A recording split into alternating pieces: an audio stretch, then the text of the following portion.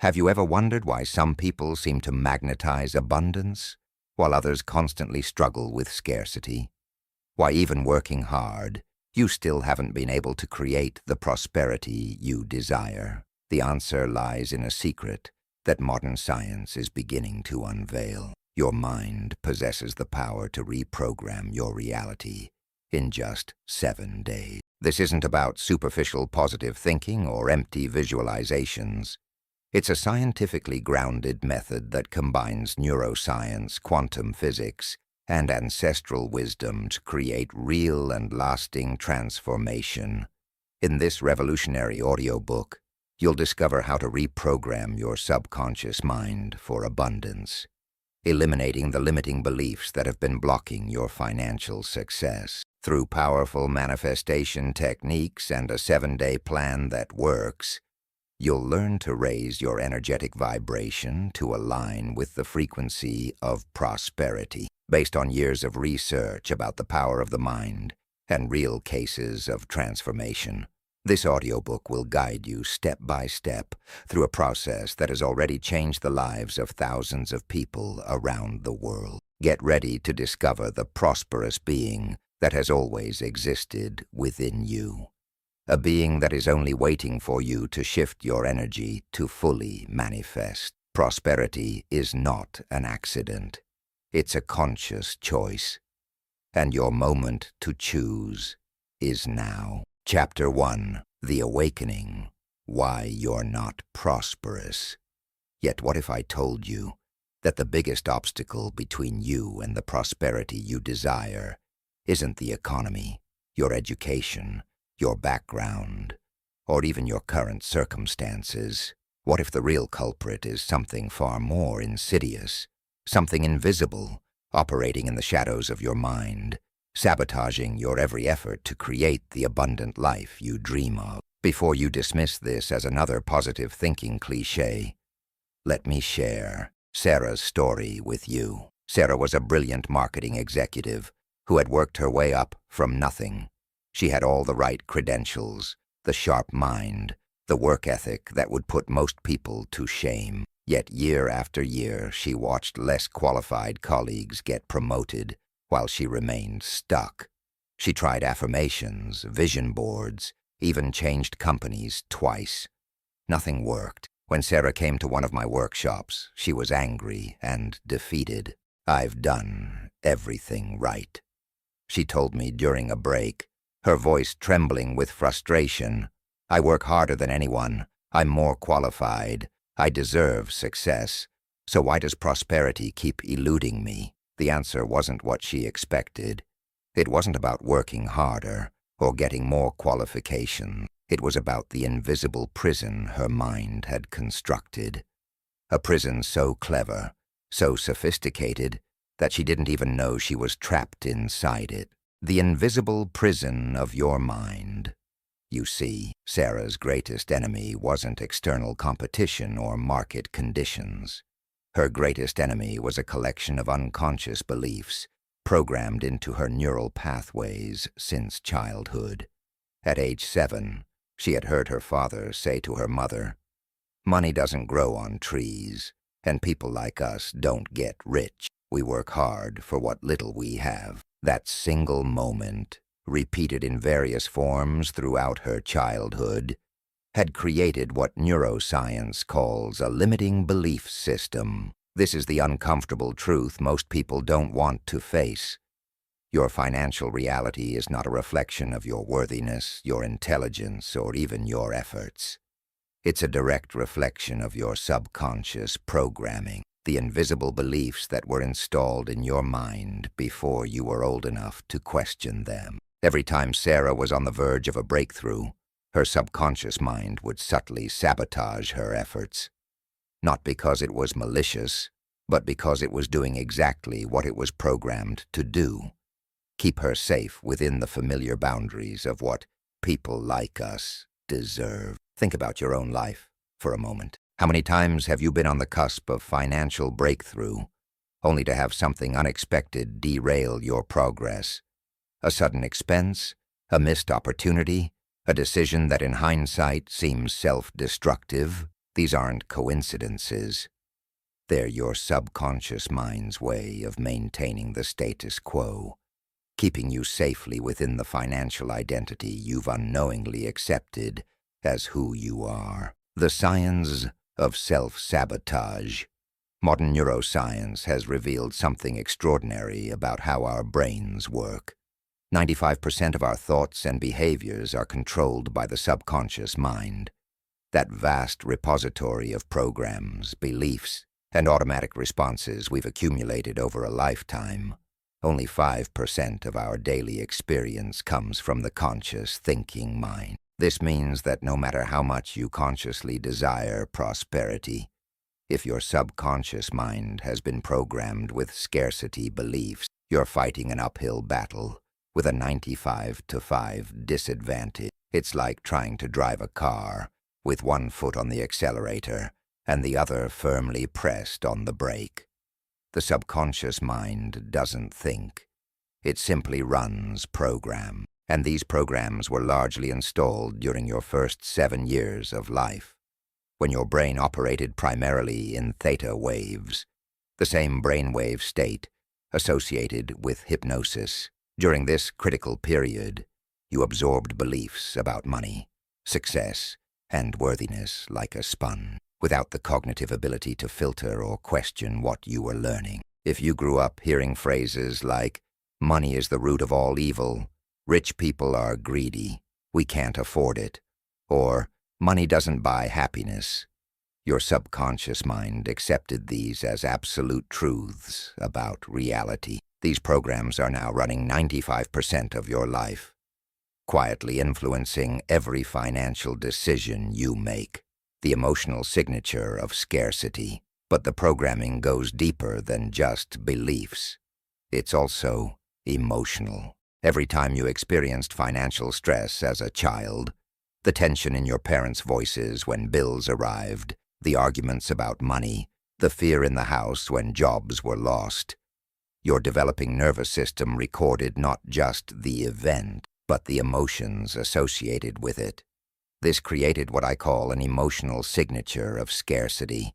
Now, as an adult, whenever you're on the verge of financial expansion, your nervous system recognizes this as unfamiliar territory and floods your body with the old, familiar emotions of fear, anxiety, and unworthiness.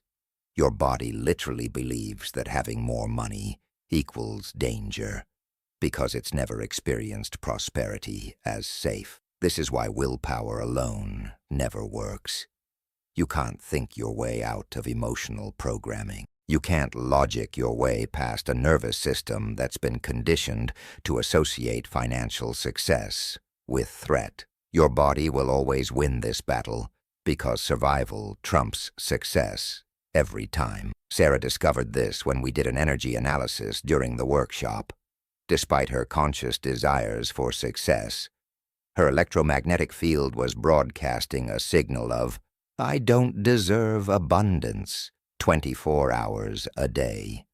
She was literally repelling the very opportunities she claimed to want. The 3 levels of financial programming. To truly understand why you're not prosperous yet, you need to recognize the 3 levels at which financial programming operates.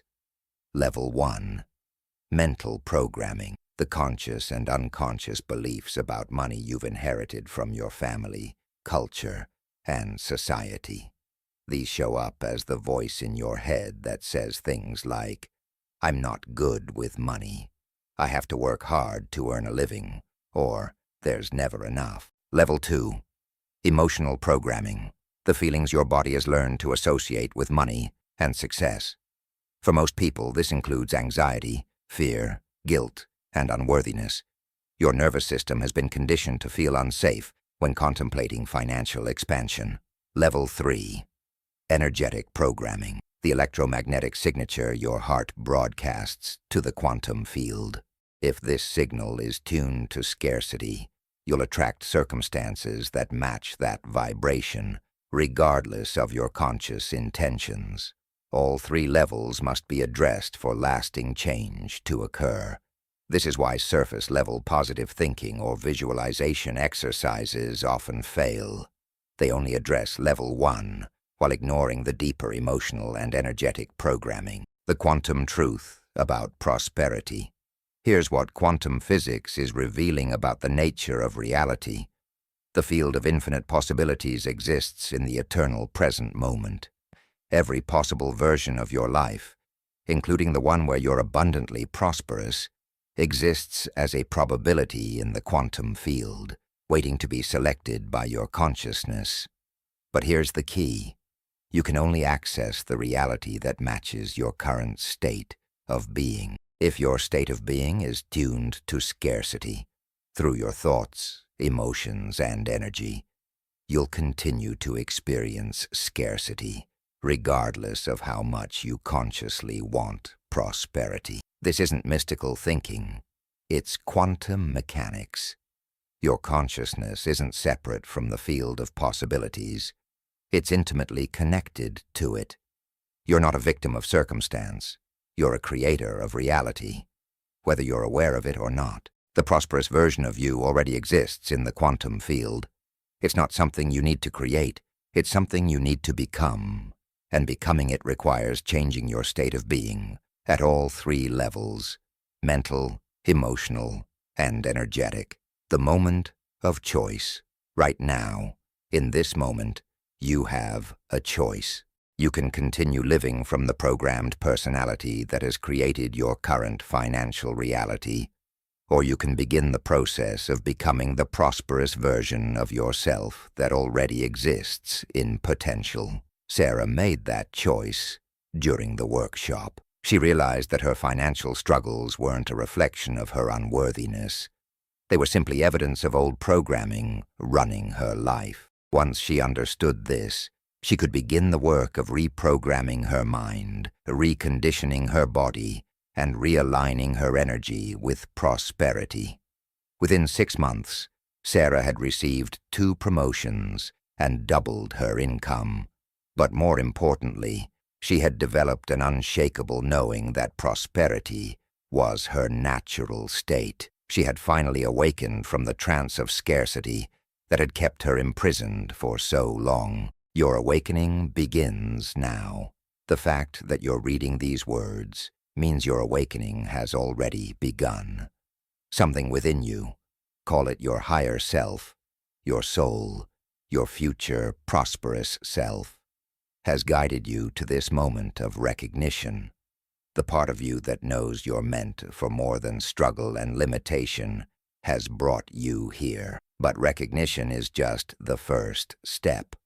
True transformation requires you to move beyond understanding into embodiment. It requires you to become so familiar with the thoughts, emotions, and energy of prosperity that they become your new normal, your new personality. This journey isn't about getting something you don't have. It's about remembering who you really are. Prosperity isn't something you achieve. It's something you embody. It's not a destination. It's a state of being. You are not your past. You are not your current circumstances. You are not your family's financial story or your culture's limitation. You are an infinite being having a temporary human experience, and you have the power to choose which experience you want to have. The question isn't whether you can become prosperous. The question is, are you ready to let go of who you've been to become who you're meant to be? Are you ready to step out of the familiar prison of scarcity and into the infinite field of possibilities? Your journey to prosperity begins with this single recognition. The only thing standing between you and the abundant life you desire is the outdated programming running in your mind. And the beautiful truth is this: programming can be changed. The prosperous you is calling. Are you ready to answer? Chapter 2. The Science of Manifestation. When neuroscience meets abundance. Imagine if I told you that your brain doesn't know the difference between a vividly imagined experience and a real one. That when you mentally rehearse prosperity with enough emotional intensity, your neural pathways literally begin rewiring themselves for abundance. Would you believe me? Meet Dr. Richard Thompson, a neuroscientist who was part of a groundbreaking study that would forever change how we understand the relationship between mind and reality. Using advanced brain imaging technology, Dr. Thompson monitored the neural activity of volunteers as they either physically performed specific actions or simply imagined performing those same actions with intense focus. The results were staggering. When participants vividly imagined lifting weights, the same motor cortex regions activated as when they were actually lifting weights. Even more remarkable, participants who only mentally rehearsed physical exercises for weeks showed measurable increases in muscle strength without ever setting foot in a gym. This wasn't fantasy or positive thinking. This was measurable, quantifiable proof that your thoughts literally sculpt your physical reality at the cellular level. The neuroplasticity revolution. For decades, scientists believed the adult brain was fixed and unchangeable. This limiting belief, ironically mirroring the financial limitations most people accept, has been completely shattered by modern neuroscience. We now know that your brain possesses an extraordinary quality called neuroplasticity, the ability to reorganize itself by forming new neural connections throughout your entire life. Every time you learn something new, every time you have a novel experience, every time you think a thought you've never thought before, your brain physically changes. New neural pathways are forged, while old, unused ones are pruned away. This means that the neural network supporting your current financial reality, the patterns that have kept you struggling or stuck, can be completely rewired. But here's the key insight that changes everything. Your brain doesn't just reorganize when you have new experiences in the external world. It also reorganizes when you have new experiences in your internal world, through focused intention, elevated emotion, and mental rehearsal. This is why visualization isn't just wishful thinking. When done correctly, it's actual brain training. You're literally installing the neural hardware for prosperity before you've experienced it physically. The quantum field of infinite possibilities. To understand how this process works, we need to explore what quantum physics reveals about the fundamental nature of reality. At the subatomic level, matter isn't solid at all. It's energy vibrating at different frequencies. The desk you're sitting at, the phone in your hand, even your own body, are nothing more than energy patterns appearing solid because of the speed at which they're vibrating. But even more extraordinary is what quantum physicists have discovered about the role of consciousness in shaping reality. The famous double-slit experiment demonstrated that subatomic particles exist as infinite possibilities, called the quantum field, until the moment they're observed by conscious awareness. It's the act of observation that collapses these infinite possibilities into a single, measurable reality. This isn't just true for subatomic particles, it's true for your entire life experience. Right now, in the quantum field, there exists infinite versions of your future, including one where you're abundantly prosperous. These aren't distant dreams or fantasies. They're actual possibilities that exist in potential, waiting to be selected by your consciousness and collapsed into your physical experience. The question isn't whether prosperity is possible. The question is, which version of your future are you consistently observing with your attention and intention? The electromagnetic heart of manifestation. While your brain creates the thought patterns for prosperity, your heart generates the emotional energy that broadcasts these patterns to the quantum field. Recent research by the HeartMath Institute has revealed that your heart is far more than just a blood pump. It's the most powerful electromagnetic generator in your body. Your heart produces an electromagnetic field that's 60 times greater in amplitude than your brain and can be measured several feet away from your body. This field carries information about your emotional state and broadcasts it to the world around you like a radio transmission. When you feel emotions of scarcity, fear, lack, unworthiness, your heart's electromagnetic field becomes incoherent and chaotic. This disorganized energy signal attracts circumstances that match its frequency: missed opportunities, financial struggles, and experiences of limitation.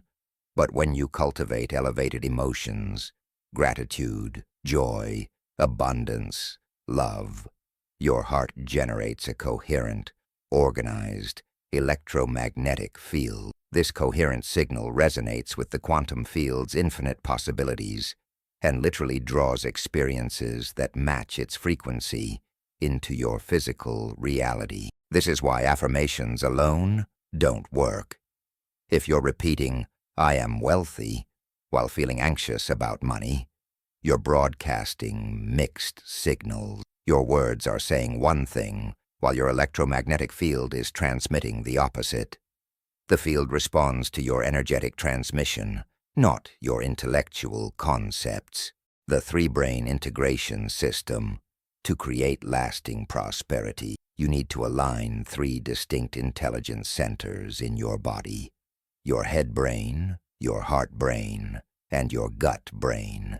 Yes, you have functional neural networks in both your heart and your enteric nervous system, your gut, that process information and influence decision-making.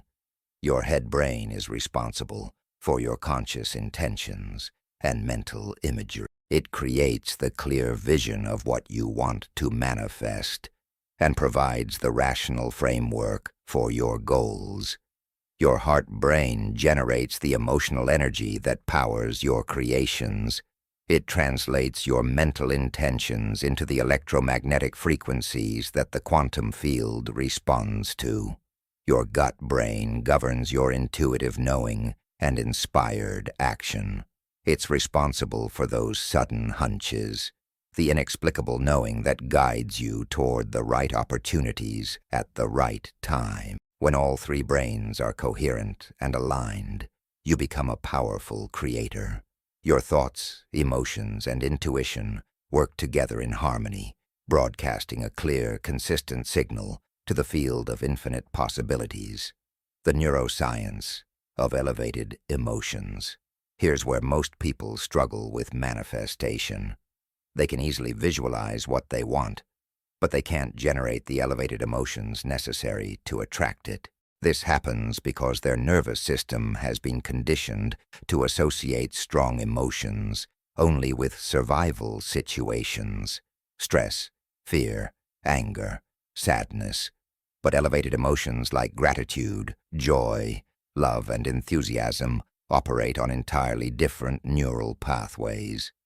These emotions literally activate the parasympathetic nervous system, the rest and digest response that allows your body to heal, regenerate, and create. Research shows that just 5 minutes of heart-focused gratitude increases IgA, immunoglobulin A, levels in your body for up to 6 hours.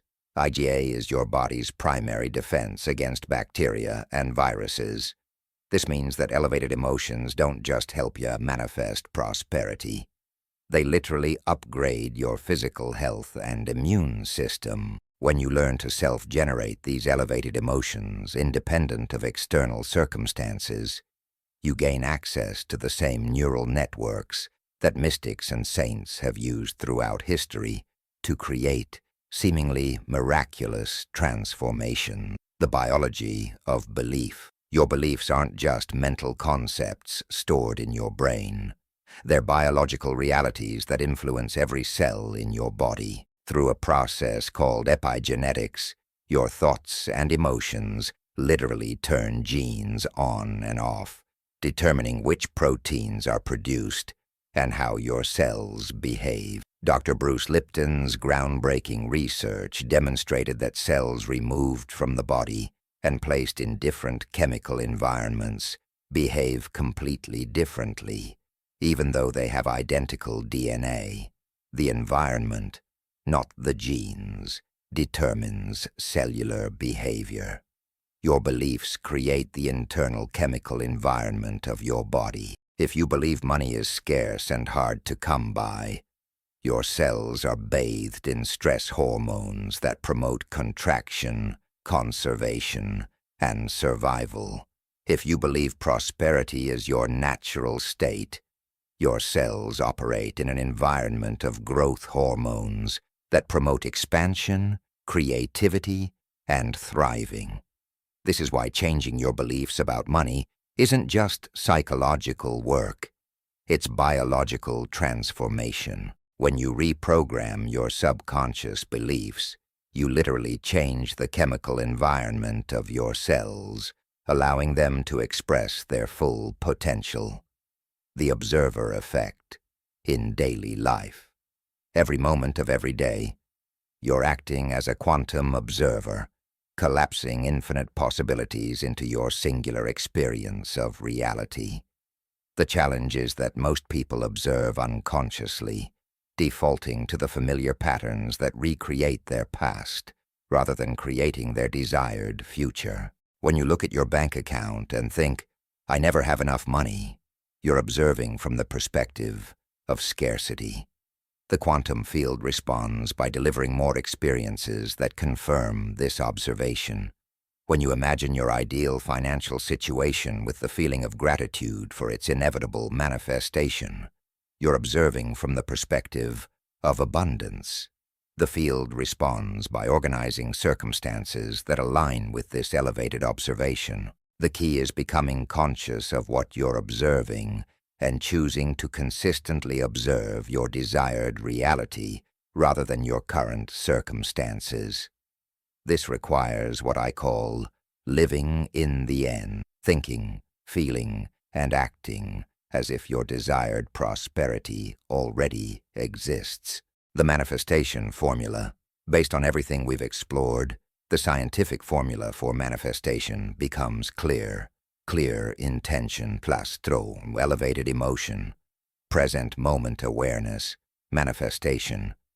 Clear intention means having a specific vision of what you want to create, detailed enough that your subconscious mind can work with it, but flexible enough to allow the universe to deliver it in ways beyond your current imagination. Elevated emotion means cultivating the feelings of already having what you desire. The gratitude, joy, and satisfaction of your fulfilled intention. This emotional state must be generated internally, independent of external circumstances. Present moment. Awareness means accessing the eternal now, where all possibilities exist. Past and future are mental constructs. Creation only happens in the present moment, in the gap between thoughts where you connect with the infinite field. When these three elements align, you move beyond hoping and wanting into the realm of knowing and having. You become a vibrational match for your desired reality, and the universe conspires to deliver experiences that match your energetic signature. Becoming the creator of your reality. The implications of this scientific understanding are profound. You're not a victim of circumstances, genetics, or economic conditions. You're not at the mercy of external forces beyond your control. You are a powerful creator, equipped with the most sophisticated manifestation technology ever discovered. Your conscious awareness, coupled with your electromagnetic heart. Every thought you think, every emotion you feel, every belief you hold, is literally sculpting your reality at the quantum level. The question isn't whether you have the power to create prosperity. You're already creating your current financial reality with this same power. The question is whether you'll use this power consciously or unconsciously. Sarah, whom we met in the first chapter, learned to apply these principles with remarkable precision. Instead of focusing on her current circumstances, she began observing the quantum field possibility where she was already successful and prosperous. She practiced generating the elevated emotions of gratitude and accomplishment daily, conditioning her nervous system to this new state of being. Within weeks, her brain scans showed measurable changes. The neural networks associated with limitation and struggle were weakening, while new pathways supporting confidence and abundance were strengthening. Her heart rate variability measurements indicated increasing coherence, and her electromagnetic field was broadcasting a completely different signal to the world around her. The external changes followed naturally. Opportunities that had been invisible before suddenly became obvious. The right people appeared at the right times. Resources flowed to her in unexpected ways, not because the universe suddenly decided to favor her, but because she had become a vibrational match for the experiences she desired. Your neuroplastic advantage. The beautiful truth is that your brain's neuroplasticity gives you an enormous advantage over previous generations. You can literally rewire decades of scarcity programming in a matter of weeks with consistent, focused effort. You can install new neural networks that support prosperity before you've experienced it physically. You can condition your nervous system to the elevated emotions of abundance, making prosperity feel natural and familiar rather than foreign and uncomfortable. The science is clear. You have everything you need to transform your financial reality. Your brain has the neuroplasticity to change. Your heart has the electromagnetic power to broadcast. Your consciousness has the quantum ability to observe new possibilities into existence. The only question remaining is this: will you use what you now know, or will you return to the familiar patterns that created your current circumstances? The choice is yours. The power is yours. The science supports you completely. Your prosperous future is not just possible. It's inevitable. Once you align with the laws that govern manifestation, the same laws that created everything in the physical universe are available to create the prosperity you desire. It's time to step into your role as the conscious creator of your reality. Chapter 3. Reprogramming the Code. Destroying Limiting Beliefs. What if I told you that right now, as you read these words, there's an invisible program running in the background of your mind that's actively sabotaging your prosperity? A program so sophisticated, so deeply embedded in your neural pathways, that it operates completely below your conscious awareness, yet controls 95% of your financial decisions. This program wasn't installed by you. It was uploaded into your subconscious mind during your most vulnerable years, when your brain was operating in a highly suggestible theta state, the same brainwave frequency that hypnotists use to implant new behaviors. Between the ages of 0 and 7, you absorbed thousands of beliefs about money, success, and worthiness without question, without filter, without the cognitive ability to reject ideas that didn't serve you.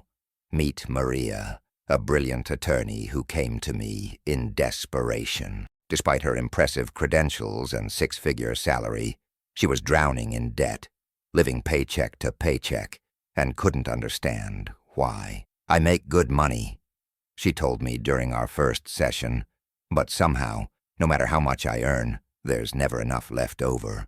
It's like there's a hole in my financial bucket that I can't see." That hole was her subconscious programming, a collection of limiting beliefs about money that had been running her life for 37 years without her knowledge. The archaeology of your financial mind. To reprogram your mind for prosperity, you first need to become conscious of the unconscious programs that have been controlling your life. This requires what I call archaeological excavation of your earliest money memories and the beliefs they created. Your financial programming began the moment you started observing the world around you. Every conversation your parents had about money, every emotional reaction to bills or unexpected expenses, every statement about rich people or poor people was absorbed by your developing mind as absolute truth about how the world works.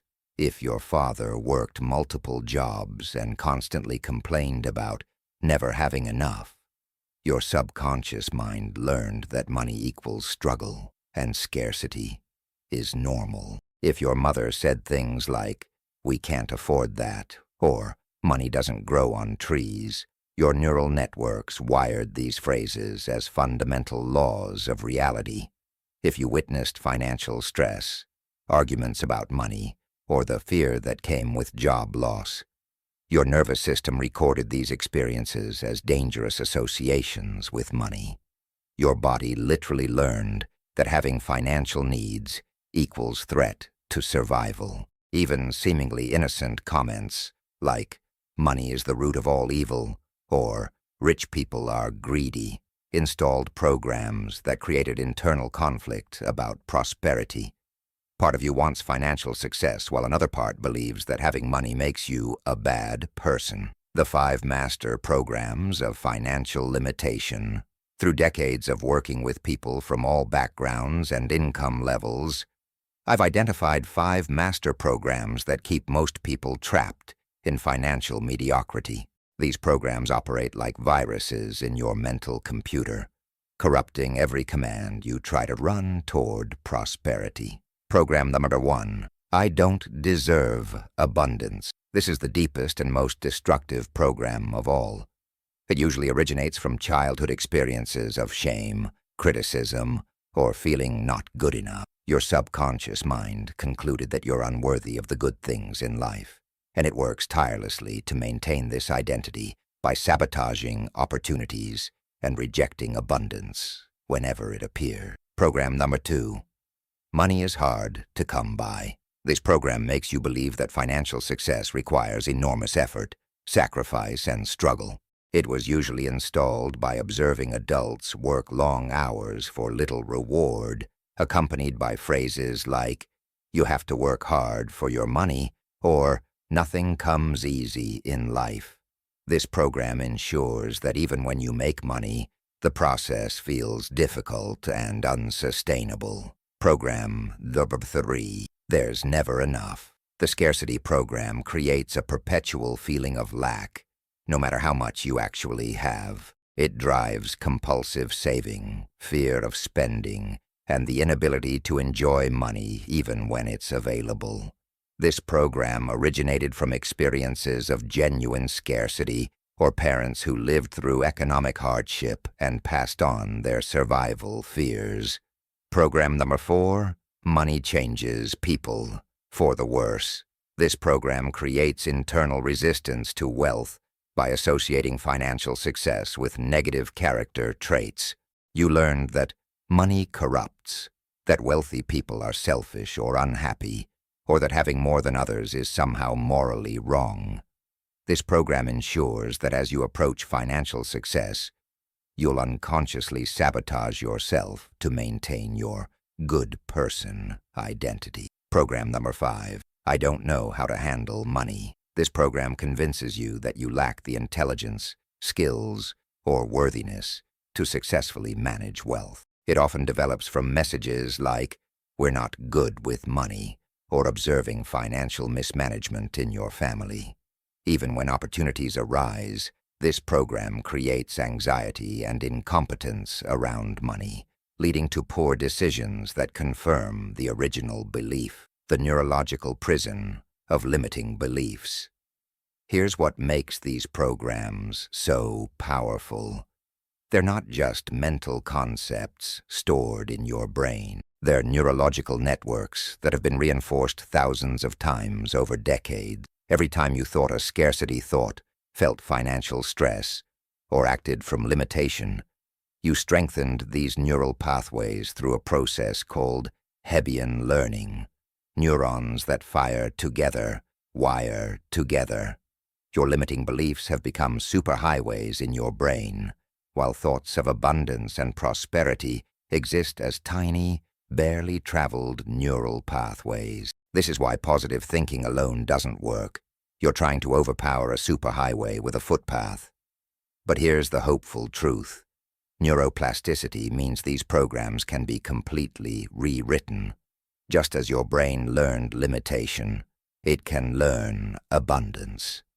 Just as it wired scarcity, it can wire prosperity. The key is understanding how to access and reprogram the subconscious mind where these programs reside, the theta gateway to transformation. Your conscious analytical mind operates in beta brainwave frequencies, alert, focused, but also highly critical and resistant to new programming. Your subconscious mind, where all your financial programs are stored, operates in alpha and theta frequencies, the same states you experienced as a child when these programs were originally installed. This is why traditional goal setting and willpower approaches fail. You're trying to change subconscious programs using conscious mental effort. It's like trying to rewrite a computer program while it's running. The existing code overrides any changes you attempt to make. To successfully reprogram your financial beliefs, you need to access the same brainwave states where the original programming was installed. You need to enter theta frequency, the gateway between conscious and subconscious mind. In theta state, your analytical, critical mind becomes quiet, while your subconscious mind becomes highly receptive to new information. This is the state where deep transformation occurs, where old neural networks can be dissolved and new ones can be installed. The four-step reprogramming process. Maria discovered this process during our work together. Within 3 months of implementing these techniques, she had eliminated $30,000 of debt and increased her income by 40%. More importantly, her entire relationship with money had transformed. The anxiety and struggle were replaced by confidence and flow. Step 1. Conscious recognition. The first step is becoming consciously aware of your limiting beliefs. Most people have never examined their unconscious assumptions about money. They simply accept their financial programming as reality, rather than recognizing it as learned behavior that can be changed. Start by observing your automatic thoughts about money throughout the day. Notice the voice in your head when bills arrive, when you see expensive items, when opportunities arise. What does it say? I can't afford that. That's too expensive. People like us don't have money. These are your limiting programs speaking. Write down every limiting belief you discover. Don't judge them or try to change them yet. Simply become conscious of what's been running unconsciously. Step 2. Emotional integration. Limiting beliefs aren't just mental constructs. They're emotional experiences stored in your nervous system. To truly release them, you need to feel and process the emotions associated with these beliefs, rather than just thinking about them intellectually. As you identify each limiting belief, notice what emotions arise. Fear, shame, anger, sadness. These emotions are the energetic charge that keeps the belief alive in your system. Allow yourself to fully feel these emotions without trying to fix, change, or analyze them. This emotional integration process begins to discharge the energy that has been maintaining your limiting programs. It's like releasing pressure from a balloon. Once the emotional charge is released, the belief loses its power over you. Step 3. Theta. Reprogramming. Now comes the actual installation of new programming. Using techniques that access theta brainwave states, meditation, visualization, or repetitive affirmations done in a relaxed state, you can install new beliefs directly into your subconscious mind. The key is combining clear intention with elevated emotion. Your new beliefs must be felt, not just thought. You need to generate the emotions of already having what you desire, the gratitude, joy, and satisfaction of prosperity, while mentally rehearsing your new financial reality. In this state, You're literally rewiring your brain. New neural networks supporting abundance begin forming, while the old networks of limitation start dissolving from lack of use. Step 4. Conscious reinforcement. The final step is consciously reinforcing your new programming through daily thoughts, words, and actions that align with prosperity consciousness. Every time you choose an abundant thought over a scarce one, every time you act from confidence rather than fear, you strengthen the new neural pathways and weaken the old one. This isn't about forcing positive thoughts or denying reality. It's about consistently choosing to identify with your prosperous self rather than your limited self, until the new identity becomes more familiar than the old one, breaking the spell of unworthiness. The deepest and most universal limiting belief is unworthiness, the feeling that you don't deserve the good things in life. This belief is so fundamental that it often goes unrecognized, operating like background software that affects every other program in your system. Unworthiness usually originates in childhood experiences of criticism, rejection, or trauma that caused your developing mind to conclude that you're somehow flawed or inadequate. This belief then attracts experiences that confirm it. Financial struggle, missed opportunities, and relationships with people who don't value you. To heal unworthiness, you need to understand that it was never based on truth. It was based on a child's interpretation of experiences they couldn't fully understand. The part of you that feels unworthy isn't your true self. It's a wounded aspect of your psyche that learned to protect itself by staying small. Your true nature is inherently worthy. You were born deserving of love, abundance, and all the good things life has to offer. Worthiness isn't something you earn through achievement or behavior. It's your birthright as a conscious being, the mirror of external reality. As you begin this reprogramming process, you'll start to notice that your external financial reality is a perfect mirror of your internal programming. Every debt, every struggle, every missed opportunity is showing you exactly what beliefs are running in your subconscious mind. This can be initially uncomfortable because it means taking complete responsibility for your financial situation. But it's also incredibly empowering because it means you have complete power to change it. When Maria first realized that her financial struggles were a reflection of her internal programming rather than external circumstances, she went through a period of anger and resistance. "You're telling me this is all my fault?" she demanded. I explained that it wasn't about fault or blame. It was about power and possibility.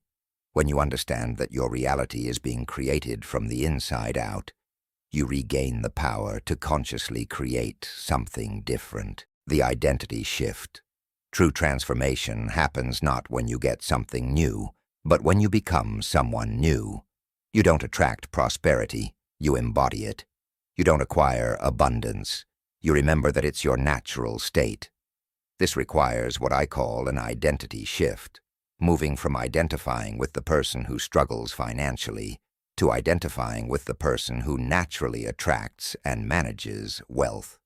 It's not enough to want money.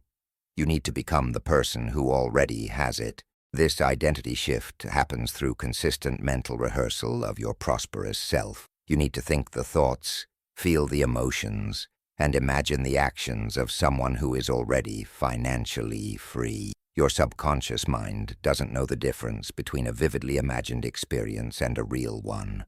It will begin creating neural pathways for prosperity based on your mental rehearsals. Living beyond your means. Energetically, most people live within their current means, which keeps them trapped in their current reality.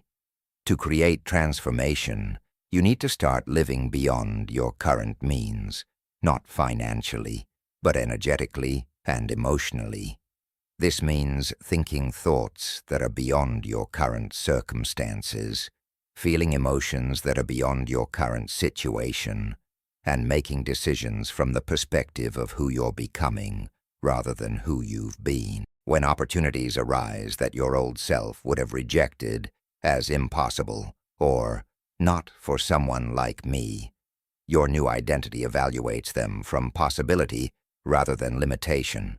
You start saying yes to opportunities that align with your vision, even if your current circumstances haven't caught up yet. The dissolution of financial fear. One of the most profound shifts that occurs during this reprogramming process is the dissolution of financial fear. Fear of not having enough, fear of losing what you have, fear of making the wrong financial decisions. These fears have been driving most of your money-related choices unconsciously. As you install new programs of abundance and worthiness, these fears naturally begin to fade. They're replaced by trust. Trust in your ability to create wealth. Trust in the universe's abundant nature. Trust in your worthiness to receive prosperity. This doesn't mean becoming reckless or irresponsible with money. It means making financial decisions from wisdom and intuition rather than fear and scarcity. It means taking calculated risks that your fearful mind would never consider. Your new operating system. Think of this reprogramming process as installing a completely new operating system in your mental computer, just as upgrading from an old, slow operating system to a new, faster one changes everything about how your computer functions. Upgrading your financial programming changes everything about how you experience money. Your new operating system runs on these core beliefs. I am worthy of abundance. Money flows to me easily and naturally. I am capable of managing wealth wisely. Prosperity is my birthright. The universe is abundant and supportive. I attract opportunities that align with my highest good. These aren't just positive thoughts you repeat. They become the fundamental assumptions your subconscious mind uses to interpret reality and guide your actions. The point of no return. There comes a moment in this reprogramming process where the old identity begins to feel foreign, and the new identity starts to feel natural. Your limited self becomes the costume you used to wear, rather than who you really are. This is the point of no return. The moment when transformation becomes inevitable, rather than just possible. Your new neural networks have become stronger than your old ones. Your prosperity programming has overwritten your scarcity programming. Maria reached this point exactly 96 days after beginning the process. It's the strangest thing, she told me. I can't even relate to the person who used to worry about money all the time. It's like that was someone else living my life. The woman who used to live paycheck to paycheck now has multiple income streams and 6 months of expenses saved. The attorney who used to struggle with debt now helps others create financial freedom. The person who felt unworthy of prosperity now radiates abundance and attracts opportunities effortlessly. Your programming starts now. The moment you finish reading this chapter, your reprogramming begins. You can't unknow what you now know about how your mind creates your reality. You can't return to unconsciously accepting limitations that you now understand are simply old programming. The question isn't whether you can change your financial reality. You absolutely can. The question is whether you will commit to the daily practice of choosing your new identity over your old one, your abundant thoughts over your scarce one, your prosperous actions over your limited one. Your old programs will resist this change. They'll try to convince you that this work doesn't work, that you're different, that your circumstances are special. This resistance is not a sign that the process isn't working. It's proof that it is. The old programming recognizes that it's being replaced and will fight to survive. But remember, These programs have no power except what you give them. They're not you. They're simply learned patterns that can be unlearned and replaced with patterns that serve your highest good. The prosperous you already exists in the quantum field of infinite possibilities. Your job isn't to create this version of yourself. It's to become conscious of it, align with it, and allow it to express through you. Your reprogramming starts now. Your prosperity is inevitable. Chapter 4. The Frequency of Abundance. Elevating your vibration. Imagine if I told you that prosperity has its own unique frequency, like a radio station broadcasting abundance 24 hours a day, 7 days a week, and that the only reason you haven't been receiving this signal is because your internal receiver has been tuned to a different station, the frequency of scarcity, struggle, and limitation. This isn't metaphorical thinking. This is quantum reality. Everything in the universe is energy vibrating at different frequencies. The chair you're sitting in, the air you're breathing, the thoughts in your mind, and the emotions in your heart are all expressions of energy at various vibrational rates. And just like a radio can only receive the station it's tuned to, you can only experience the reality that matches your current vibrational frequency. Meet Dr. Patricia William, a physician who discovered this truth in the most profound way. Despite her medical degree and successful practice, Patricia lived in constant financial stress. She made excellent money but couldn't seem to accumulate wealth. Every time her bank account grew, unexpected expenses would drain it. Every investment seemed to fail. Every opportunity for financial growth somehow slipped through her fingers. I felt like I was cursed, she told me during our first conversation. I was smart, hard-working, and successful, but money seemed to repel me. I couldn't understand why. The answer wasn't in her external circumstances. It was in her internal frequency. The science of vibrational reality, quantum physics, has revealed that at the fundamental level of reality, nothing is solid. What we perceive as physical matter is actually energy vibrating at specific frequencies.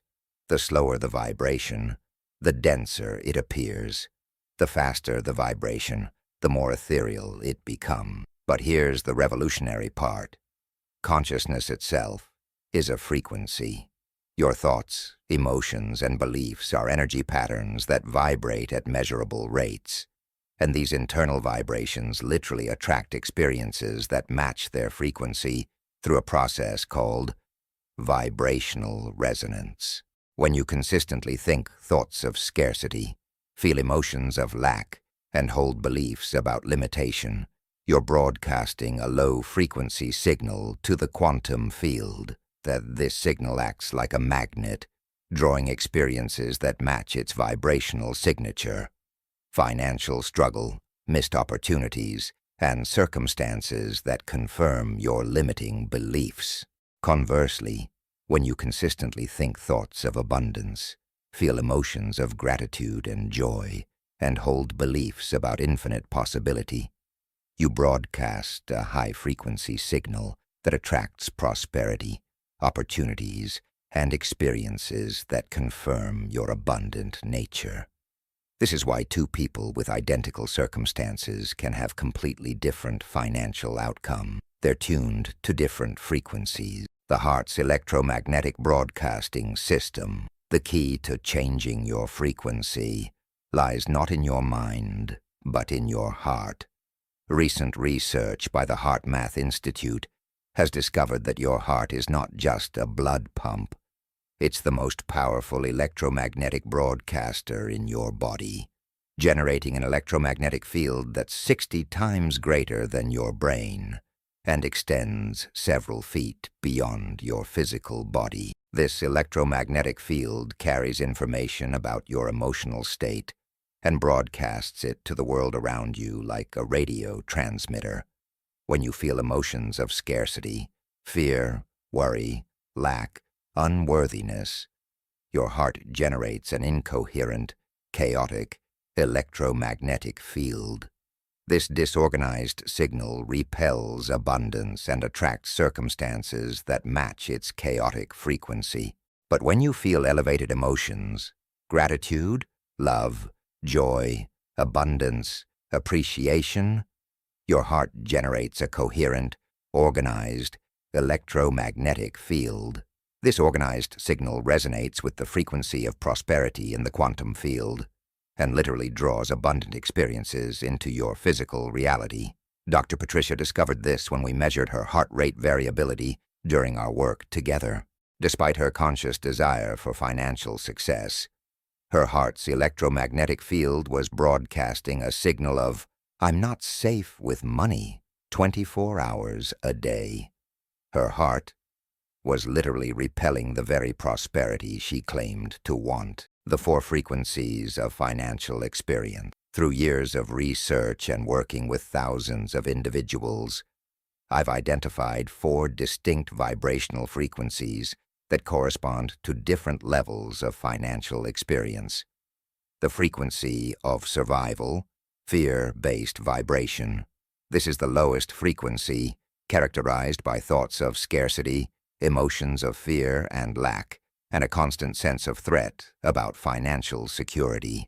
People operating at this frequency experience chronic financial stress, live paycheck to paycheck, and attract circumstances that confirm their fears about money. The frequency of struggle, effort-based vibration.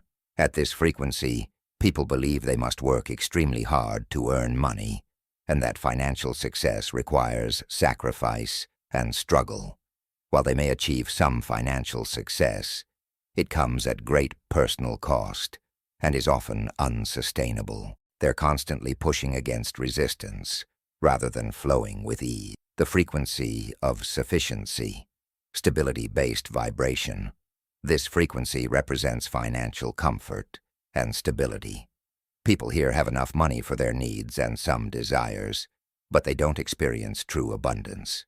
They've moved beyond survival and struggle, but haven't yet accessed the unlimited nature of prosperity. The frequency of abundance, love-based vibration. This is the highest frequency, characterized by thoughts of infinite possibility, emotions of gratitude and joy, and a deep knowing that the universe is abundant and supportive.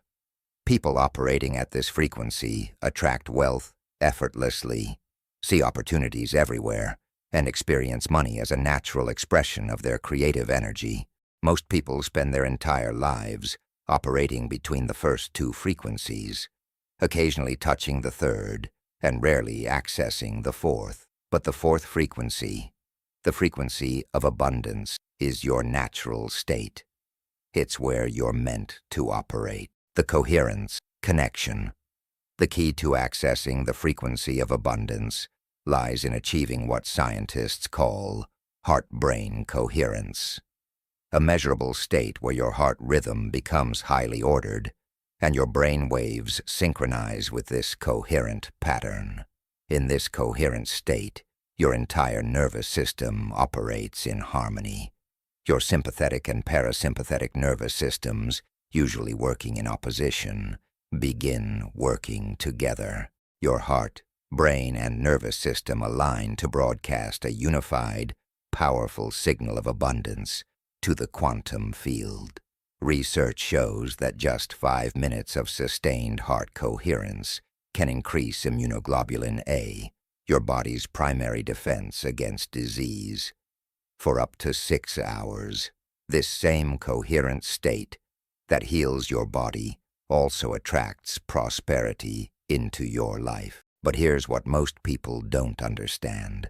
Coherence isn't something that happens to you. It's something you create through conscious choice. You don't wait for good circumstances to feel grateful.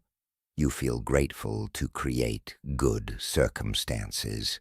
The practice of vibrational elevation. Dr. Patricia learned to consciously elevate her vibration through a specific practice that we refined over several months. The transformation was remarkable. Within 6 months, her medical practice had doubled. She'd attracted 3 new revenue streams and she'd accumulated more wealth than in the previous 10 years combined. But the external changes were just the visible evidence of her internal transformation. She had become a different person energetically, someone who naturally resonated with abundance rather than scarcity. The heart-focused breathing technique, the foundation of vibrational elevation, begins with heart-focused breathing. This isn't just deep breathing. It's breathing that originates from the heart center while directing your attention to the area around your heart. As you breathe slowly and deeply from your heart, you begin to generate coherence between your heart rhythm and your brain wave. This coherent state opens the doorway to elevated emotions and higher frequency. Cultivating elevated emotions. Once you've established heart-focused breathing, the next step is intentionally cultivating elevated emotions. These aren't emotions you wait to feel. They're emotions you choose to generate independent of external circumstances. The most powerful elevated emotions for attracting abundance are gratitude, appreciation, joy, love, and wonder. But the key is feeling these emotions for things that haven't happened yet. Feeling grateful for the prosperity that's on its way. Appreciating the opportunities that are approaching. Experiencing joy for the financial freedom you're creating. This isn't positive thinking or wishful hoping. This is quantum mechanics in action. When you feel the emotions of already having what you desire, your electromagnetic field broadcasts the frequency of already having rather than wanting or needing, living in the energy of your future. The most advanced aspect of vibrational elevation is learning to live in the energy of your desired future before it manifests physically. This means thinking the thoughts, feeling the emotions, and making decisions from the perspective of your prosperous self. When your current self encounters a financial decision, it operates from limitation, fear, and scarcity. But when your future self encounters the same decision, it operates from abundance, wisdom, and possibility. By consistently choosing to be your future self now, you align with the frequency of that reality and draw it into your present experience. The neuroscience of frequency change. What's happening in your brain during vibrational elevation is nothing short of miraculous. When you consistently generate elevated emotion, you literally rewire your neural networks. The brain pathways that supported scarcity thinking begin to weaken from lack of use, while new pathways supporting abundance thinking strengthen through repetition. During heart coherence, your brain produces alpha and theta waves, the same frequencies associated with learning, creativity, and heightened intuition. In this state, your conscious and subconscious minds work together rather than in opposition, allowing new programming to be installed without resistance. Brain scans of people practicing vibrational elevation show increased activity in the frontal lobe, the area associated with intention and decision-making, and decreased activity in the default mode network, the area associated with self-referential thinking and worry. They literally become less self-centered and more possibility-focused. Breaking the addiction to limitation. One of the biggest challenges in elevating your vibration is breaking what I call the addiction to limitation.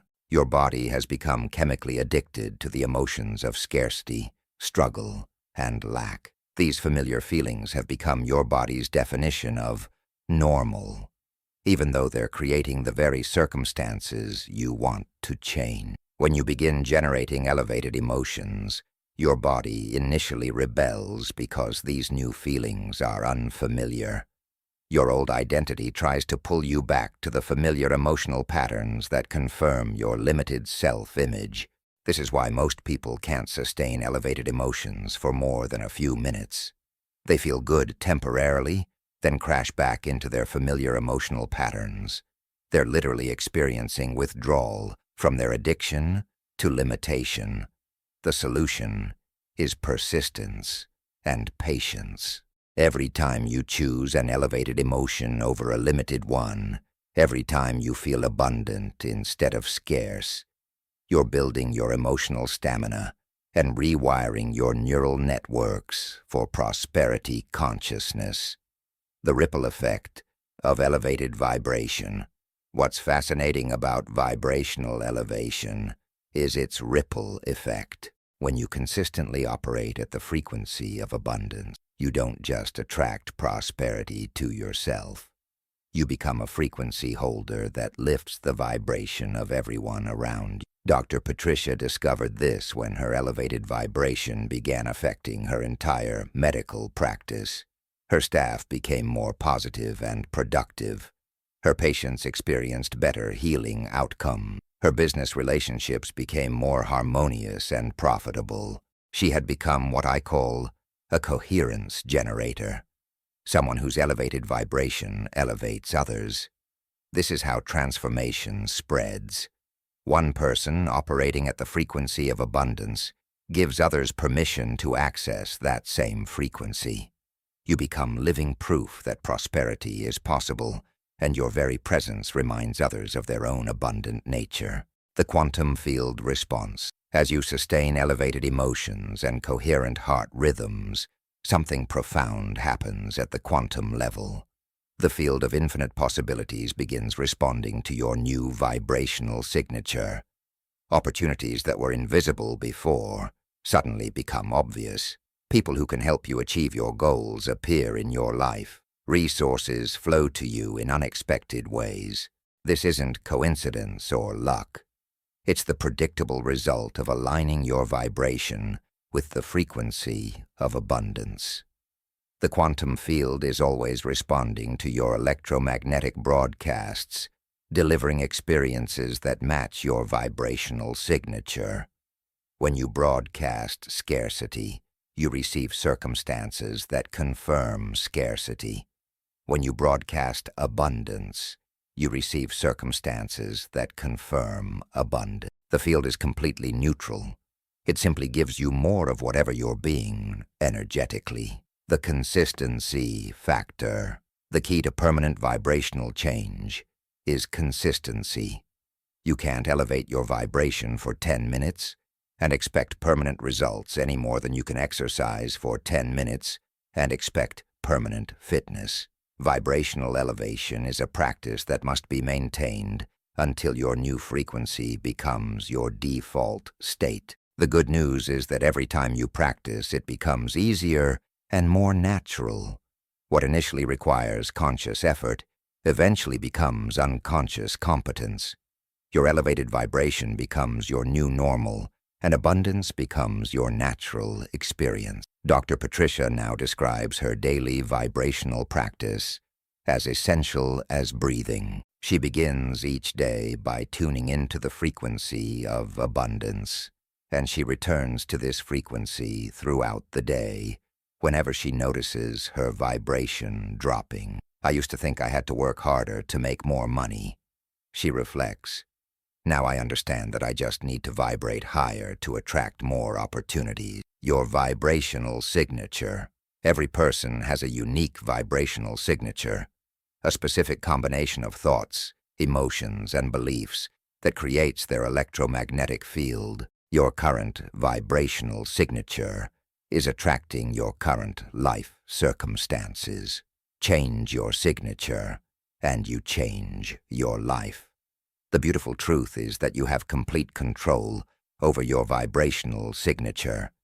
You can choose elevated thoughts over limited ones. You can generate positive emotions independent of circumstances.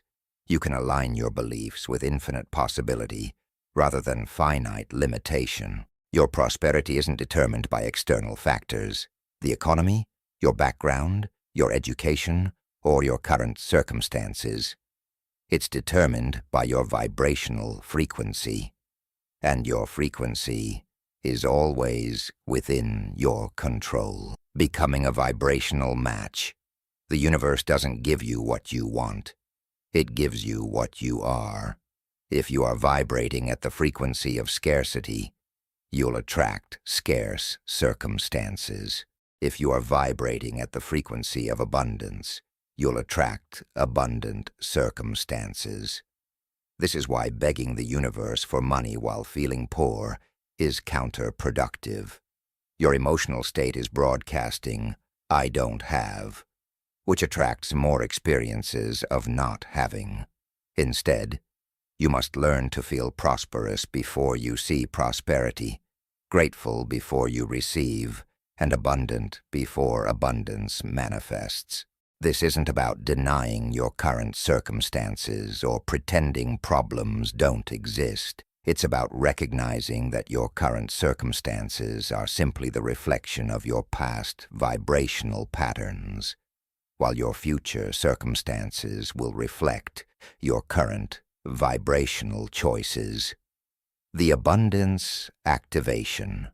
As you read these words, you have the opportunity to begin activating your abundance frequency right now, not tomorrow, not when circumstances improve, not when you feel ready, right now. Take a moment to place your attention on your heart. Begin breathing slowly and deeply from this heart center. As you breathe, allow yourself to feel genuine appreciation for something, anything, in your life. Let this feeling of appreciation expand and intensify. Now, while maintaining this elevated emotion, imagine your ideal financial situation already being real. Feel the gratitude of already having the prosperity you desire. Experience the joy of financial freedom as if it's happening now. Allow these elevated emotions to fill your entire being. This is your abundance frequency. This is the vibrational signature that attracts prosperity. The more time you spend in this frequency, the more abundant experiences you'll attract. The frequency of abundance is always available to you. It's simply waiting for you to tune in. Chapter 5. The Power of Anticipated Gratitude. Living in your desired future. What if I told you that the most powerful emotion for manifesting prosperity isn't hope, desire, or even love, but gratitude for things that haven't happened yet? What if the secret to accelerating manifestation lies not in wanting what you don't have, but in feeling grateful for what's already on its way? This sounds counterintuitive to most people. After all, how can you feel grateful for something that doesn't exist? How can you appreciate abundance while looking at bills you can't pay? How can you experience the emotions of prosperity when your bank account reflects scarcity? The answer lies in understanding one of the most profound secrets of quantum creation. The future you desire already exists in potential, and your job isn't to create it.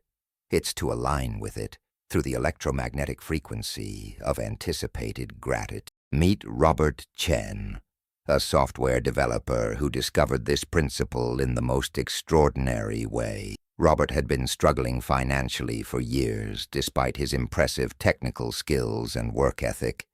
He had tried every manifestation technique, read every success book, and attended numerous seminars, yet prosperity continued to elude him. "I was doing everything I thought I was supposed to do," Robert told me during our first session.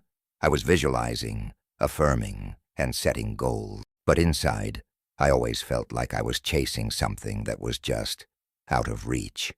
There was always this underlying feeling of, I don't have it yet." That underlying feeling was exactly the problem. Despite his conscious efforts, Robert's emotional signature was broadcasting lack to the quantum field, which responded by delivering more experiences of not having what he desired.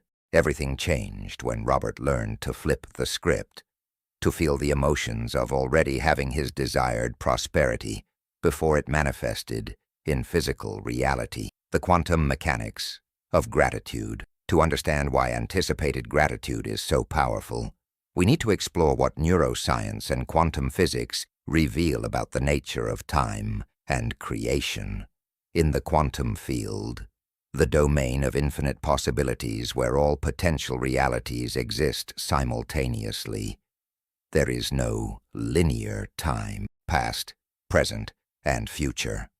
Are human constructs that help us navigate three-dimensional reality, but they don't exist at the quantum level. This means that your prosperous future isn't something that will happen someday. It exists right now as a probability wave in the quantum field, waiting to be collapsed into your physical experience through the power of observation and intention. When you feel grateful for prosperity that hasn't manifested yet, you're doing something extraordinary.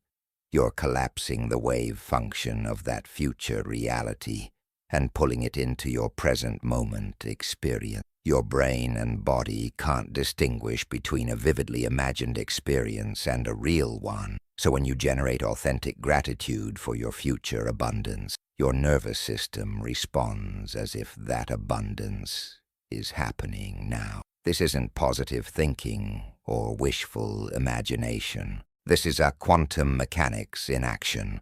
Your emotional state is the magnetic component of your electromagnetic signal, and gratitude carries the frequency of already received rather than still wanting. The neurochemistry of anticipated gratitude. When you feel genuine gratitude, your brain releases a cascade of beneficial neurochemicals including dopamine, serotonin, and oxytocin. These chemicals don't just make you feel good. They literally rewire your neural networks to perceive and attract more experiences worthy of gratitude. But here's what makes anticipated gratitude even more powerful. When you feel grateful for future events, as if they've already occurred, your brain creates new neural pathways based on that imagined future. You're literally installing the hardware for prosperity consciousness before you've experienced material prosperity. Research shows that people who practice gratitude for 15 to 20 minutes daily for just 4 days increase their production of immunoglobulin a key immune system protein, for up to 6 months. If gratitude can create such profound changes in your immune system, imagine what it can do for your ability to attract and manage wealth. Robert experienced this firsthand. After just 2 weeks of practicing anticipated gratitude for his financial breakthrough, his sleep improved, his energy increased, and his mental clarity sharpened. But the most significant change was internal. He began to feel wealthy before he had more money. It was the strangest thing, he reflected. I started feeling like a millionaire while my bank account was still the same. But that feeling changed everything. How I carried myself, how I made decisions, how I saw opportunity. I was becoming the person who naturally attracted prosperity. The end-state visualization technique. The key to effective anticipated gratitude lies in what I call end-state visualization. Imagining not just having what you want, but being the person who already has it. This isn't about fantasizing or daydreaming. It's about experientially becoming your future self in the present moment. When Robert first tried this technique, he made the common mistake of visualizing getting money rather than having it.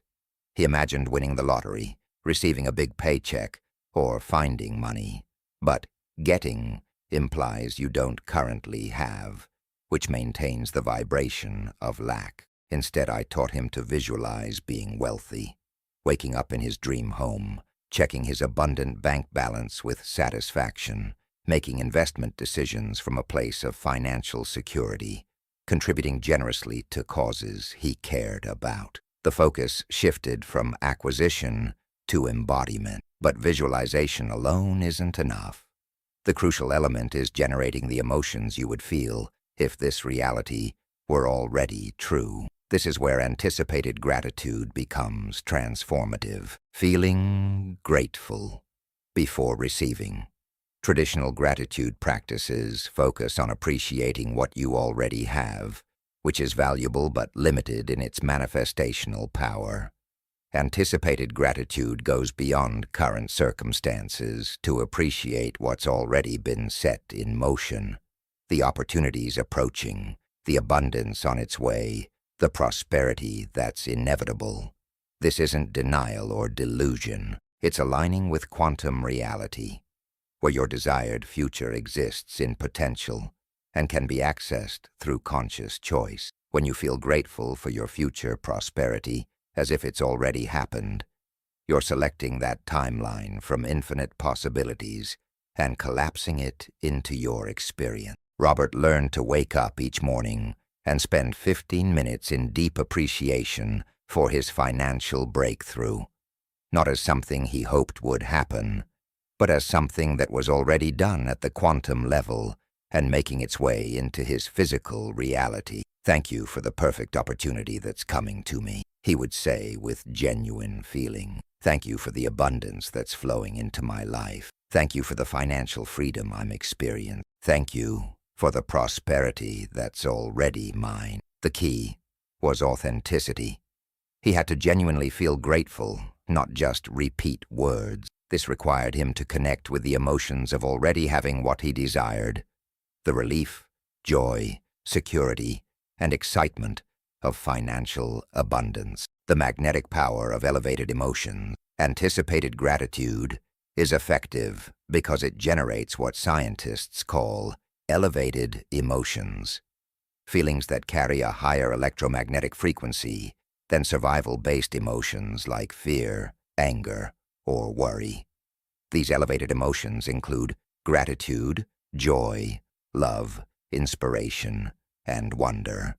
When you sustain elevated emotions for extended periods, your heart generates coherent electromagnetic fields that can be measured several feet from your body. This coherent field acts like a radio transmitter, broadcasting your emotional state to the quantum field and attracting experiences that match its frequency. The quantum field responds to the emotion behind your intention, not the words you speak, or even the thoughts you think.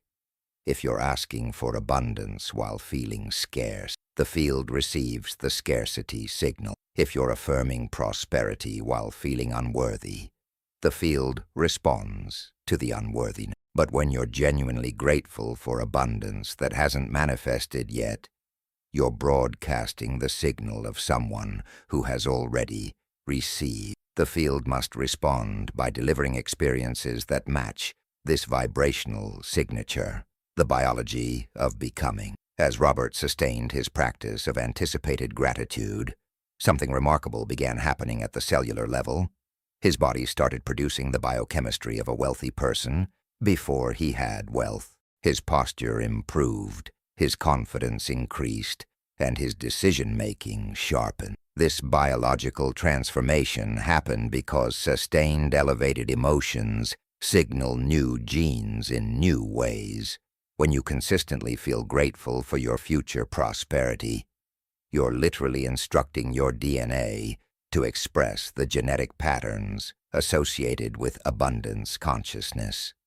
Your genes aren't your destiny, they're your potential, and which genes get activated depends largely on your emotional state and the chemical environment created by your thoughts and feelings. Fear-based emotions trigger genes associated with stress, survival, and scarcity.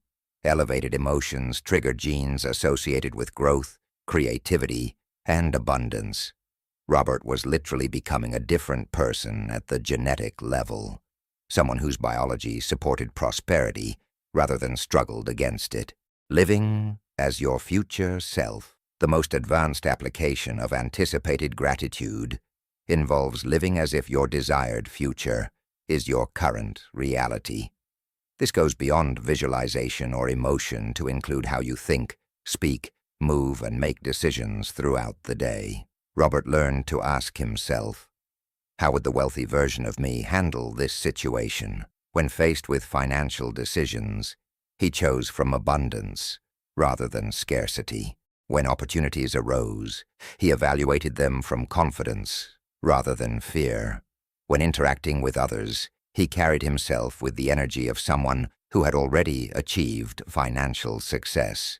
This wasn't pretending or being inauthentic. It was accessing a version of himself that already existed in potential and allowing that future self to express through his current circumstances. I started making decisions from my future rather than my past, Robert explained.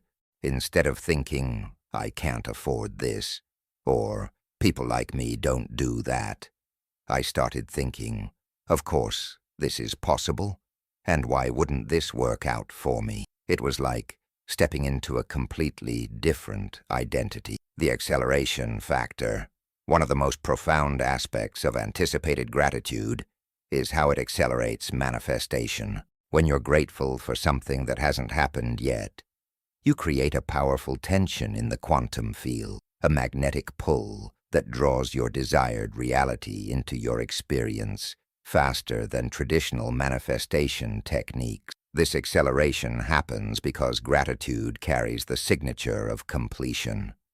When you feel genuinely grateful, your electromagnetic field signals mission accomplished, rather than still working on it. The universe responds to this completion signal by delivering the experiences needed to match your grateful state. Within 6 weeks of implementing anticipated gratitude, Robert received 3 unexpected opportunities: a consulting contract worth $50,000, an invitation to join a lucrative partnership, and an investment opportunity that doubled his savings within months. But the external changes were just reflections of his internal transformation, breaking the cycle of perpetual wanting. Most people get trapped in what I call the wanting loop, always focused on what they don't have rather than appreciating what's coming. This perpetual state of wanting actually prevents manifestation because it broadcasts the signal of lack to the quantum field. Anticipated gratitude breaks this cycle by shifting your focus from absence to presence, from lacking to receiving, from hoping to knowing. Instead of constantly reaching for something outside yourself, you embody the fulfillment of already having it. This shift is subtle but profound. Instead of, I want more money, you feel grateful for the abundance flowing to you. Instead of, I need a better job, you appreciate the perfect opportunity that's approaching. Instead of, I hope this works, you give thanks for the success that's already yours. The present moment portal. Here's one of the most important secrets about anticipated gratitude. It can only be practiced in the present moment. You can't be grateful in the future. That's planning. You can't be grateful in the past. That's remembering. You can only be grateful now. This present moment focus is crucial because the quantum field exists in the eternal now. When you access genuine gratitude in this moment for your future prosperity, you're connecting with the timeless realm where all possibilities exist simultaneously. Robert learned to use everyday moments as opportunities to practice anticipated gratitude. While stuck in traffic, instead of feeling frustrated, he would appreciate the abundance coming into his life. While paying bills, instead of worrying about money, he would feel grateful for the prosperity on its way. While walking, instead of thinking about problems, he would bask in appreciation for his expanding success. The ripple effect of grateful energy. As Robert maintained his practice of anticipated gratitude, something unexpected happened. Other people began responding to him differently. Clients trusted him more, colleagues sought his advice, and opportunities came through personal referrals. His grateful energy was creating a positive ripple effect in all his relationships. This happens because elevated emotions are contagious. When you consistently operate from gratitude and appreciation, you become what I call a coherence generator. Someone whose positive electromagnetic field elevates everyone around them. People are naturally drawn to this energy because it makes them feel good to be near you. In Robert's case, his grateful energy signaled trustworthiness competence and success to others, which opened doors that had previously been closed. He wasn't networking or trying to impress anyone. He was simply embodying the energy of someone who had already achieved what others desired. The surrender component, one of the most challenging aspects of anticipated gratitude, is learning to surrender control of how your desires manifest. When you're truly grateful for your future prosperity, you're not attached to specific outcomes or timelines. You're open to receiving in whatever form serves your highest good. This surrender doesn't mean being passive or uninspired. It means taking inspired action while remaining unattached to results. It means working toward your goals while trusting that the universe is orchestrating circumstances beyond your ability to control or predict. Robert initially struggled with this surrender because his analytical mind wanted to figure out exactly how his financial breakthrough would happen. But anticipated gratitude required him to appreciate the abundance coming to him without needing to know the specific details of its arrival. The hardest part was letting go of my need to control the process, he admitted. But once I started trusting that the universe could deliver better than I could plan, everything started flowing more easily. Creating your gratitude field. As you begin implementing anticipated gratitude in your own life, it's important to understand that this is both a practice and a way of being. The more you embody grateful energy, the more natural it becomes to feel appreciation for good things before they manifest. Start each day by spending time in genuine appreciation for the prosperity that's approaching your life. Don't just think grateful thoughts. Feel grateful emotions. Allow your heart to expand with appreciation for the abundance that's already yours in the quantum field and making its way into your physical reality. Throughout the day, catch yourself when you slip into wanting or worrying about money, and redirect your attention to gratitude for what's coming. Each time you make this choice, you're strengthening your prosperity consciousness and aligning more closely with your abundant future. Remember, your desired prosperity isn't something you need to create, earn, or deserve. It already exists in potential, waiting for you to align with its frequency through the power of anticipated gratitude. The inevitable result, when you truly embody anticipated gratitude, when you feel genuine appreciation for prosperity that hasn't manifested yet, manifestation becomes inevitable. You're no longer hoping or trying to create abundance. You're simply allowing yourself to receive what's already yours. Robert's story is now one of extraordinary financial success, but more importantly, it's a story of inner transformation. He became someone who naturally attracts prosperity, not through manipulation or force, but through alignment with the grateful frequency of abundance. I realize now that prosperity was never about the money, he reflects. It was about becoming the person who could receive and manage abundance with wisdom and gratitude. Once I became that person, the money was just the natural result. Your prosperous future is already complete in the quantum field. Your only job is to feel grateful for it now and allow it to unfold in perfect timing through your experience.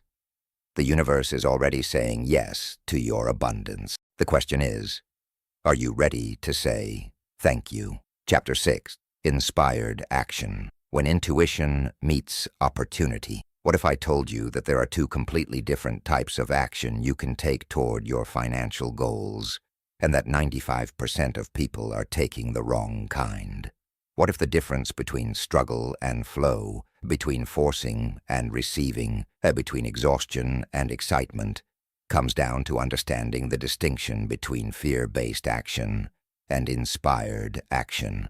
Most people approach prosperity from a place of desperation, pushing and striving, and trying to make things happen through sheer will and effort. They work harder, stay later, network more aggressively, and exhaust themselves trying to force outcomes.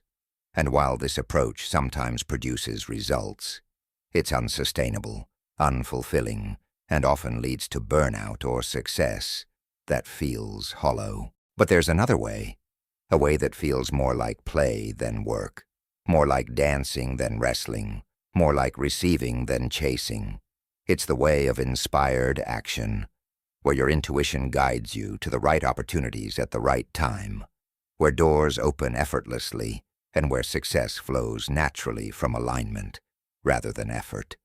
Meet Elena Rodriguez, a talented architect who discovered this distinction in the most profound way. For years, Elena had been struggling to build her practice, taking on any project she could find, working 16-hour days, and constantly worried about where the next client would come from. "I was exhausted," she told me during our first conversation. "I was successful on paper. My projects won awards. My clients were satisfied. But I felt like I was running on a hamster wheel. No matter how hard I worked, I could never seem to get ahead. There was always another deadline, another crisis, another fire to put out." Elena was caught in what I call the action trap, believing that more action equals better results, that success requires constant doing rather than strategic being. She was taking massive action, but it was all driven by fear, desperation, and the belief that she had to make things happen through force. Everything changed when Elena learned to distinguish between two types of action and align herself with the intelligence of the universe rather than fighting against it. The two types of action. To understand inspired action, we first need to recognize that there are fundamentally two different motivations for taking action in the world, and they produce vastly different results. Fear-based action stems from emotions of survival, fear, desperation, scarcity, and the belief that you must force outcomes to avoid negative consequences. This type of action feels heavy, urgent, and exhausting. It's driven by thoughts like, "I have to make this work, I can't afford to fail, I need to do more, and time is running out." When you take fear-based action, you're operating from your sympathetic nervous system, the fight-or-flight response that prioritizes short-term survival over long-term thriving. Your thinking becomes narrow and reactive. Your energy becomes scattered and frantic, and your decision-making becomes desperate and short-sighted. Inspired action stems from elevated emotion, excitement, joy, curiosity, love, and the knowingness that the universe is supporting your highest good. This type of action feels light, natural, and energizing. It's driven by thoughts like, "This feels exciting. I'm curious to explore this. Something wonderful is about to happen, and I trust the process." When you take inspired action, you're operating from your parasympathetic nervous system, the rest and digest response that promotes creativity, intuition, and long-term growth. Your thinking becomes expansive and creative, your energy becomes focused and sustainable, and your decision-making becomes wise and far-sighted. The key distinction is this: fear-based action tries to control outcomes, while inspired action trusts the process. Fear-based action operates from the belief that you must force things to happen, while inspired action operates from the knowing that the right opportunities will appear when you're aligned with your highest vision. The intelligence of the universe. Here's what Elena discovered that changed everything. The universe has an intelligence that far exceeds your individual mind's ability to plan, strategize, and control outcome. This intelligence is constantly orchestrating synchronicities, arranging meetings, creating opportunities, and aligning circumstances in ways that serve your highest good. But this universal intelligence can only work through you when you're in a receptive state, when your nervous system is calm, your heart is open, and your mind is present. rather than frantically trying to figure everything out. When you're in a state of fear-based action, you're essentially telling the universe, "I've got this handled. I don't need your help. I'll force it to work through my own effort." This blocks the flow of synchronicity and limits you to what your individual mind can conceive and accomplish. When you're in a state of inspired action, you're saying, "I'm open to guidance. I trust that opportunities will appear. I'm willing to be surprised by how good this can get." This opens the flow of synchronicity and gives you access to the infinite intelligence of the quantum field. Elena experienced this shift when she began meditating daily and practicing what I call intuitive business planning. Instead of frantically networking and chasing every potential lead, she learned to quiet her mind, connect with her vision, and ask for guidance about where to focus her energy. It was like switching from a rowboat to a sailboat, she explained. Instead of exhausting myself trying to power through the water, I learned to catch the wind and let it carry me toward my destination. The neuroscience of intuition.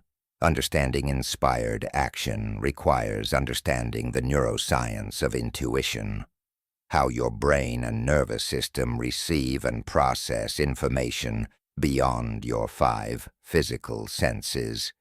Your heart contains approximately 40,000 neurons, a sophisticated neural network that processes information independently of your brain. This heart-brain is constantly receiving and transmitting electromagnetic information from your environment, including information about people, opportunities, and potential futures. When your heart is in a coherent state, when you're feeling emotions like gratitude, love, or appreciation, these heart neurons become highly sensitive to subtle energy patterns and electromagnetic signals.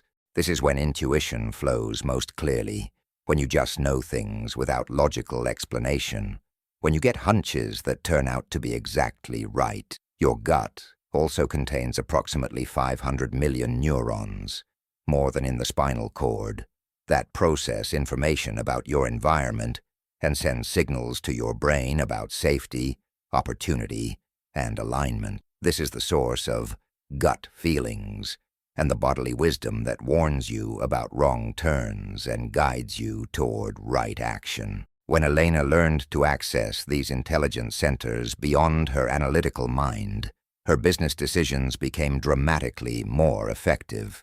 She started receiving clear guidance about which projects to pursue, which partnerships to explore, and when to take action versus when to wait. I stopped making decisions from my head and started making them from my whole being. She said, "My heart, my gut, and my mind all had to be aligned before I'd move forward with anything significant." Synchronicity as feedback. One of the clearest indicators that you're taking inspired action is the appearance of synchronicities, meaningful coincidences that seem too perfect to be random. These synchronicities are actually feedback from the quantum field, confirming that you're aligned with your highest path. When Elena first started operating from inspired action, she noticed an immediate increase in synchronicities.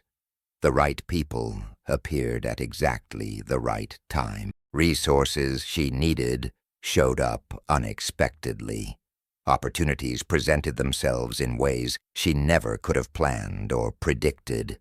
Within 6 months of shifting from fear-based to inspired action, Elena had attracted her 3 largest clients ever, all through synchronistic meetings that happened while she was following her intuitive guidance rather than her strategic plan. I was at a coffee shop, not networking or trying to meet anyone, just enjoying a quiet moment between meetings.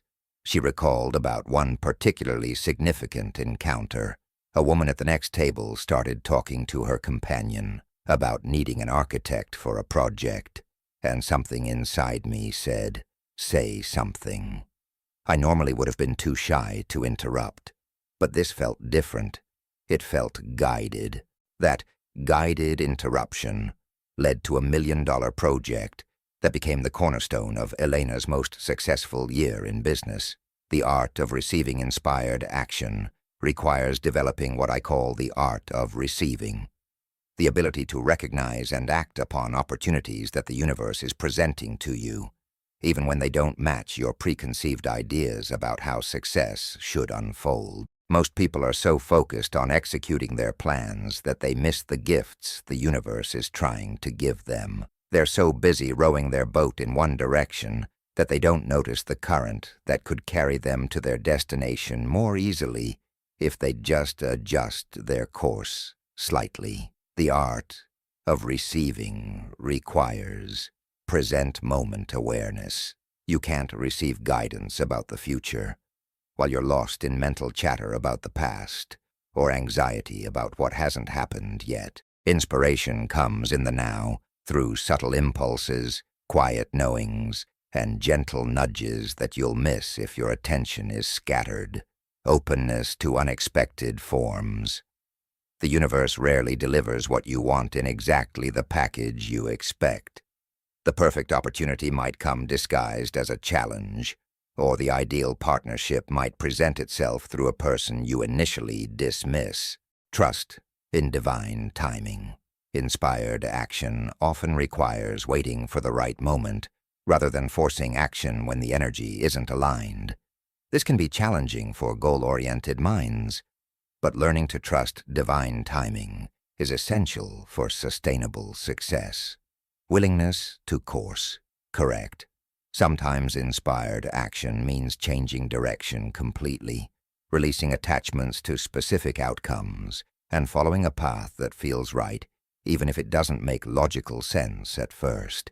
The energy of effortless effort. When Elena fully embodied inspired action, her work began to feel fundamentally different. Instead of forcing solutions, she found herself naturally flowing toward the right answers. Instead of pushing to make connections, she found that the right people gravitated toward her. Instead of struggling to close deals, she discovered that clients were drawn to work with her. This doesn't mean she stopped working hard. It means her hard work became joyful, energizing, and sustainable, rather than exhausting and depleting. She was still putting in long hours on projects she loved, but those hours felt more like play than work. This is what I call effortless effort, the state where you're fully engaged and powerfully active, but the action arises from inspiration and joy rather than fear and obligation. You're working with the current rather than against it, collaborating with the intelligence of life rather than trying to control it single-handedly. I'm busier than ever, Elena told me a year after making this shift, but I feel more rested and peaceful than when I was half as busy before. It's like the difference between swimming upstream and swimming with the current. The same physical activity, but completely different energy. The intuitive decision-making process. Elena developed a specific process for making business decisions from inspired action rather than fear-based reaction. Step 1. Create space for guidance. Before making any significant decision, Elena learned to create physical and mental space for guidance to emerge. This meant stepping away from her desk, taking walks in nature, meditating, or simply sitting quietly without trying to figure anything out. Step 2. Connect with your highest vision. She would spend time reconnecting with her deepest vision for her life and work. Not just her financial goals, but her soul's purpose, her desire to make a meaningful contribution, and her vision of how she wanted to feel in her work. Step 3. Present the question to your higher intelligence. Rather than trying to analyze all the pros and cons with her thinking mind, Elena learned to present her questions to the intelligence of her heart and gut. She would ask, "What serves my highest good?" or "What wants to emerge through me?" and then listen for the answer. Step 4. Pay attention to energy and resonance. Elena learned to evaluate opportunities based on how they felt energetically, rather than how they looked strategically. Did thinking about this opportunity expand her energy or contract it? Did it create excitement or anxiety? Did it feel aligned with her vision, or like a detour? Step 5. Take action from clarity, not urgency. When Elena felt clear about the right action, she took it promptly but without desperation. Inspired action often has perfect timing. Not too early, not too late, but aligned with the natural rhythm of how things want to unfold. The compound effect of inspired action. What Elena discovered is that inspired action creates a compound effect. Each right action leads to more right actions. Each aligned opportunity opens doors to greater opportunities.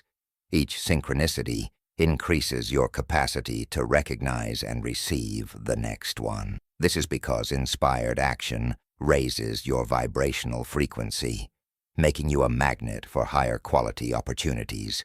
When you're operating from joy, excitement, and trust, you attract circumstances that match that energy. When you're operating from fear, desperation, and control, you attract circumstances that confirm those limitations. Within 2 years of shifting to inspired action, Elena had tripled her income while working fewer hours, attracted clients who were aligned with her values and vision, been invited to speak at international design conferences, launched a sustainable architecture initiative that fulfilled her passion for environmental stewardship, found work that felt like play rather than obligation, but perhaps most importantly, she had developed unshakable trust in her ability to navigate uncertainty with wisdom rather than anxiety. Recognizing your guidance system. Everyone has access to inspired guidance, but most people haven't learned to recognize their unique guidance system. Some people receive guidance through physical sensations, a feeling of expansion in the chest for yes, and contraction for no, or a sense of lightness versus heaviness when considering different options. Emotional resonance, a feeling of excitement and aliveness when contemplating aligned action versus anxiety or dread when considering misaligned action. Mental clarity, sudden insights, creative solutions, or knowing that appears without logical reasoning. Synchronistic confirmations, meaningful coincidences, repeated signs, or unexpected support that confirms you're on the right path. Dreams and meditation, guidance that comes through quiet contemplation, meditation, or dream imagery. Elena's primary guidance came through a combination of heart expansion and synchronistic confirmation. When she was considering the right action, her heart would literally feel more open and spacious, and she would often receive immediate confirmation through unexpected encounters or information. Living in partnership with the universe. The ultimate goal of inspired action is to live in conscious partnership with the intelligence of the universe, recognizing that you're not solely responsible for creating your success, but you're also not passive in the process. You're a co-creator, contributing your unique gifts, talents, and efforts while remaining open to guidance, support, and surprises. This partnership requires both faith and responsibility, both trust and action, both receptivity and initiative. You trust the universe to present opportunities, but you take responsibility for recognizing and acting on them. You have faith that things will work out, but you remain responsive to guidance about how to participate in that working out. Elena describes this partnership as the most natural and magical way to live. She no longer feels the weight of having to figure everything out or control every outcome. Instead, she shows up fully as her highest self, contributes her best work, and trusts that the universe will orchestrate the details in ways that serve everyone involved. Your invitation to inspired living. As you read these words, you have the opportunity to begin shifting from fear-based action to inspired action in your own life. This shift doesn't require dramatic changes. It begins with small choices to listen to your intuition, trust your guidance, and take action from love rather than fear. Start by noticing the quality of energy behind your actions. Are you pushing or flowing? Are you forcing or allowing? Are you operating from desperation or inspiration? Simply becoming conscious of these patterns is the first step toward transformation. Begin each day by connecting with your highest vision and asking for guidance about how to serve that vision. Pay attention to what excites you, what expands your energy, what feels aligned with your deepest values and desires. When opportunities appear, evaluate them not just with your thinking mind, but with your whole being. How do they feel in your heart? What does your gut tell you? What would your wisest self choose? Trust that the universe is conspiring to support your highest good, and that your job is not to control every detail, but to remain open, responsive, and aligned with your deepest truth. The path of inspired action is the path of partnership with life itself. It's available to you right now, in this moment, with whatever circumstances you're facing. The question isn't whether you have access to this guidance. You do. The question is whether you're willing to trust it enough to follow where it leads. Your most abundant, fulfilling, and meaningful life is waiting for you on the other side of that trust. Chapter 7. The 7 Days of Transformation. The Complete Protocol. What if I told you that in just 7 days, you could completely rewire your brain for prosperity, recondition your body to a new financial reality, and align your electromagnetic field with abundance? What if the gap between who you are today and the prosperous version of yourself could be bridged in one transformational week? This isn't wishful thinking or motivational hype. This is a scientifically designed protocol based on the latest discoveries in neuroplasticity, epigenetics, and quantum physics. It's the culmination of everything we've explored together, a step-by-step process for becoming the person who naturally attracts and sustains wealth. Meet David Martinez, a former accountant who was drowning in debt despite his financial expertise.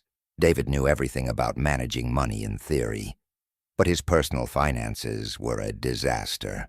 Credit cards maxed out, savings depleted, and opportunities seemed to slip through his fingers no matter how hard he tried. I felt like a fraud, David told me during our initial consultation. I could help clients build wealth, but I couldn't seem to apply that knowledge to my own life.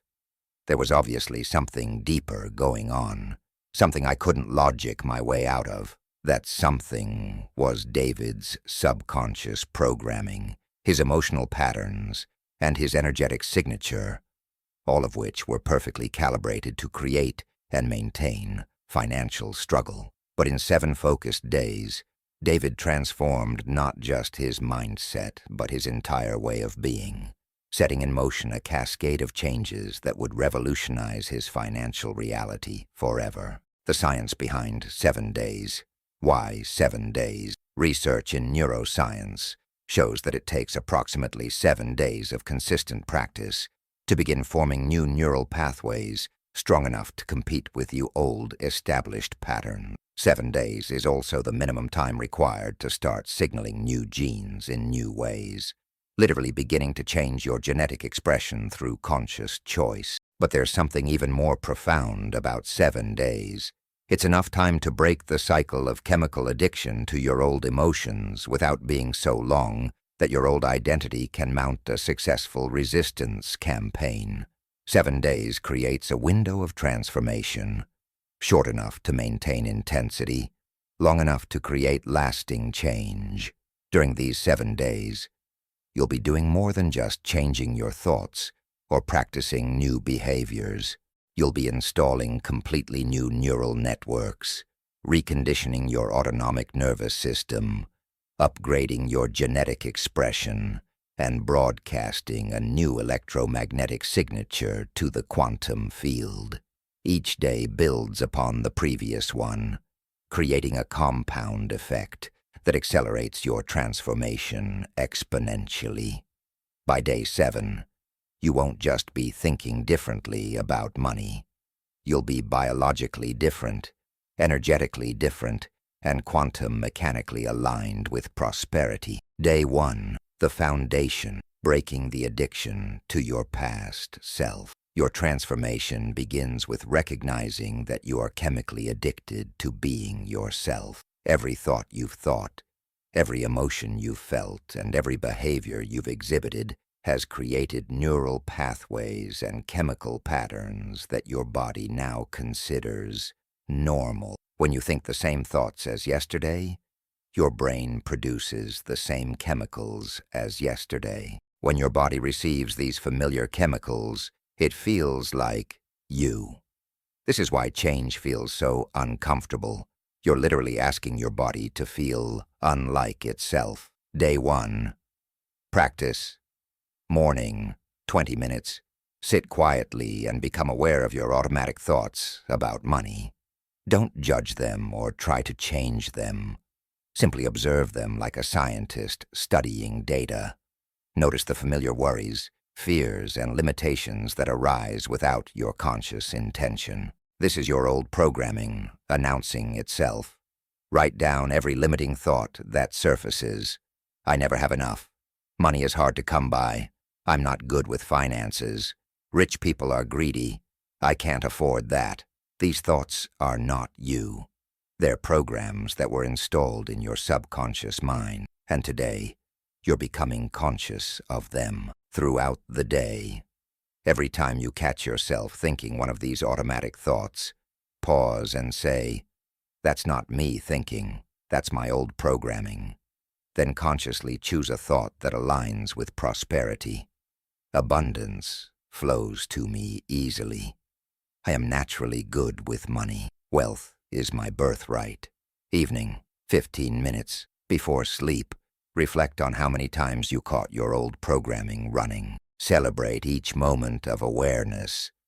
This is your consciousness expanding and your transformation beginning. David was shocked by how many limiting thoughts he had about money on day 1. I counted over 200 negative money thoughts before I stopped counting, he recalled.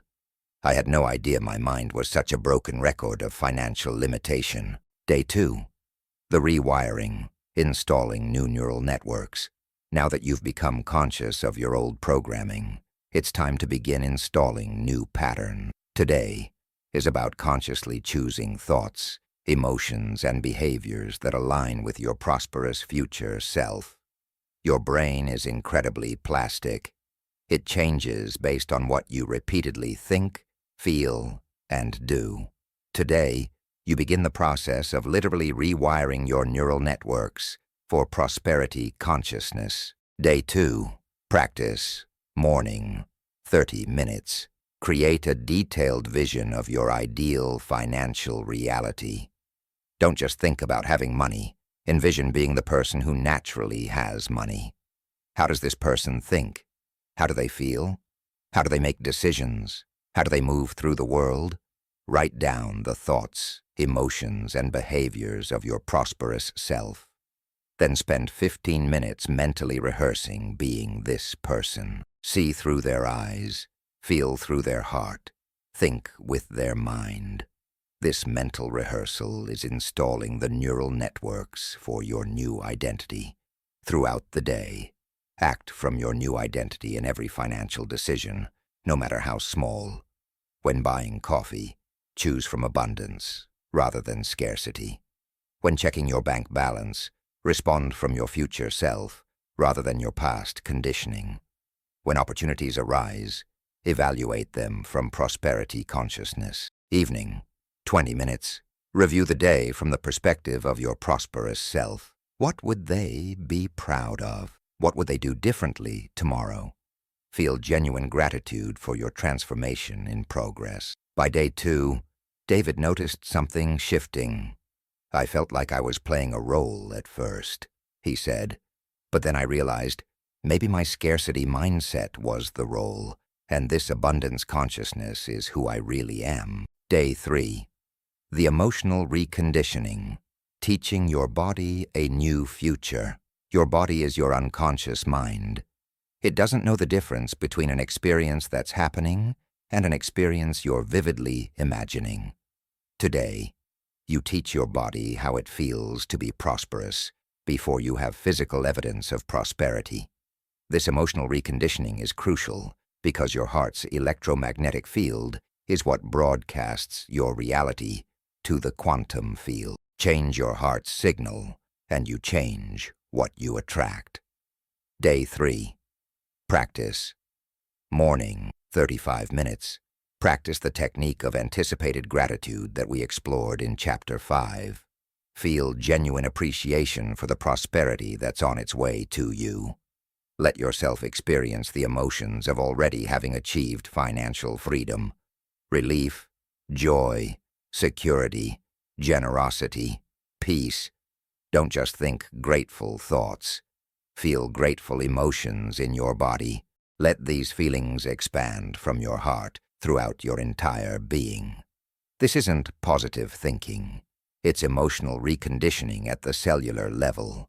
Throughout the day, maintain these elevated emotions as your default state. When old feelings of financial stress arise, immediately shift to gratitude for your prosperous future. You're training your nervous system to associate money with joy rather than fear. Evening, 25 minutes. Do a body scan while feeling prosperous. How does abundance feel in your chest? How does financial security feel in your gut? How does generous wealth feel in your arms and hands? You're creating a somatic map of prosperity. David found Day 3 challenging initially. I kept waiting for the other shoe to drop, he admitted.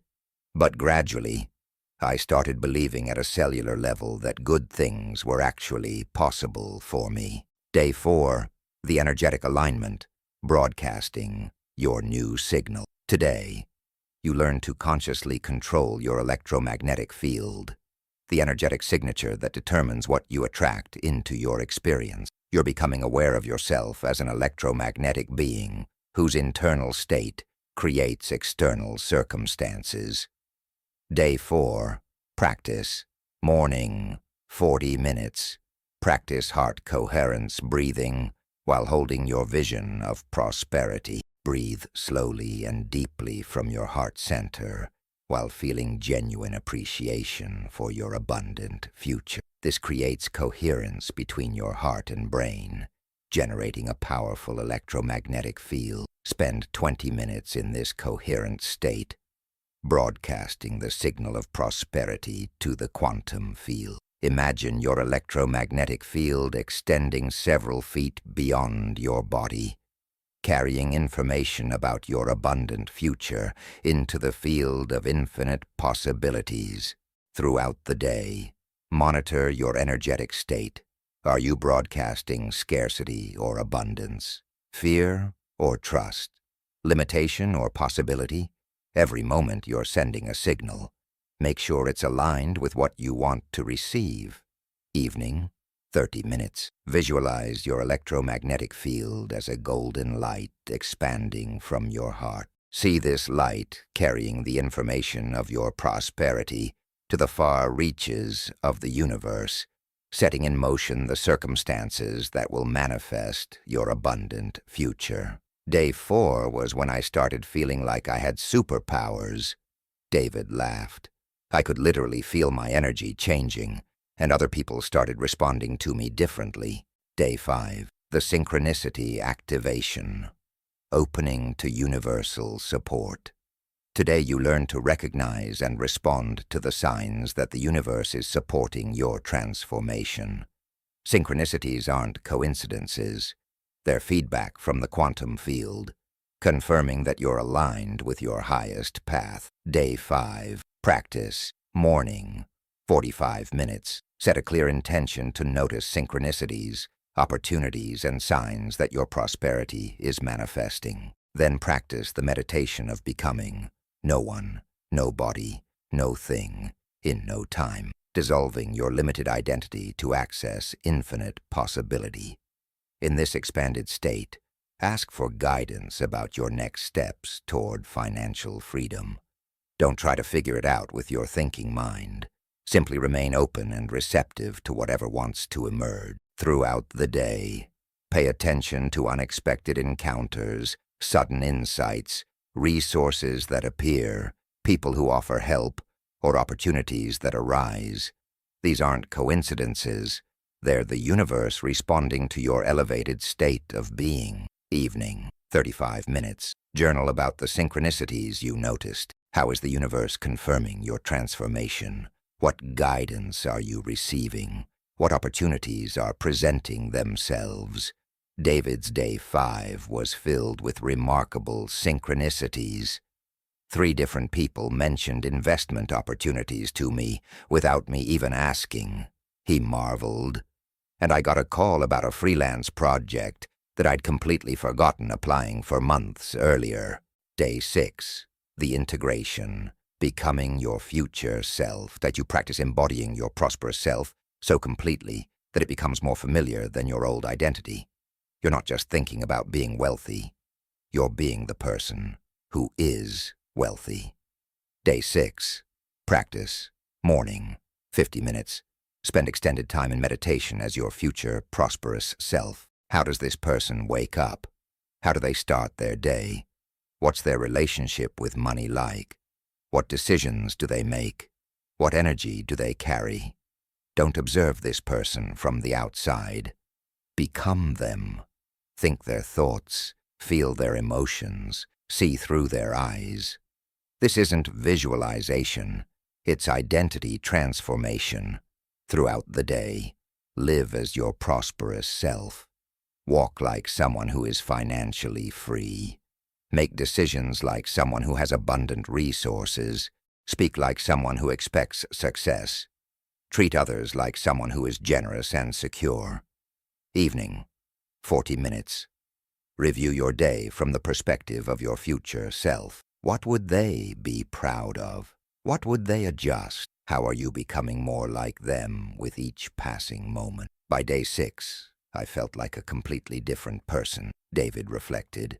The old worry and stress about money felt foreign. I was naturally making decisions from abundance rather than fear. Day 7, the completion, sealing your transformation. Today, you integrate everything you've learned and practiced into a new way of being.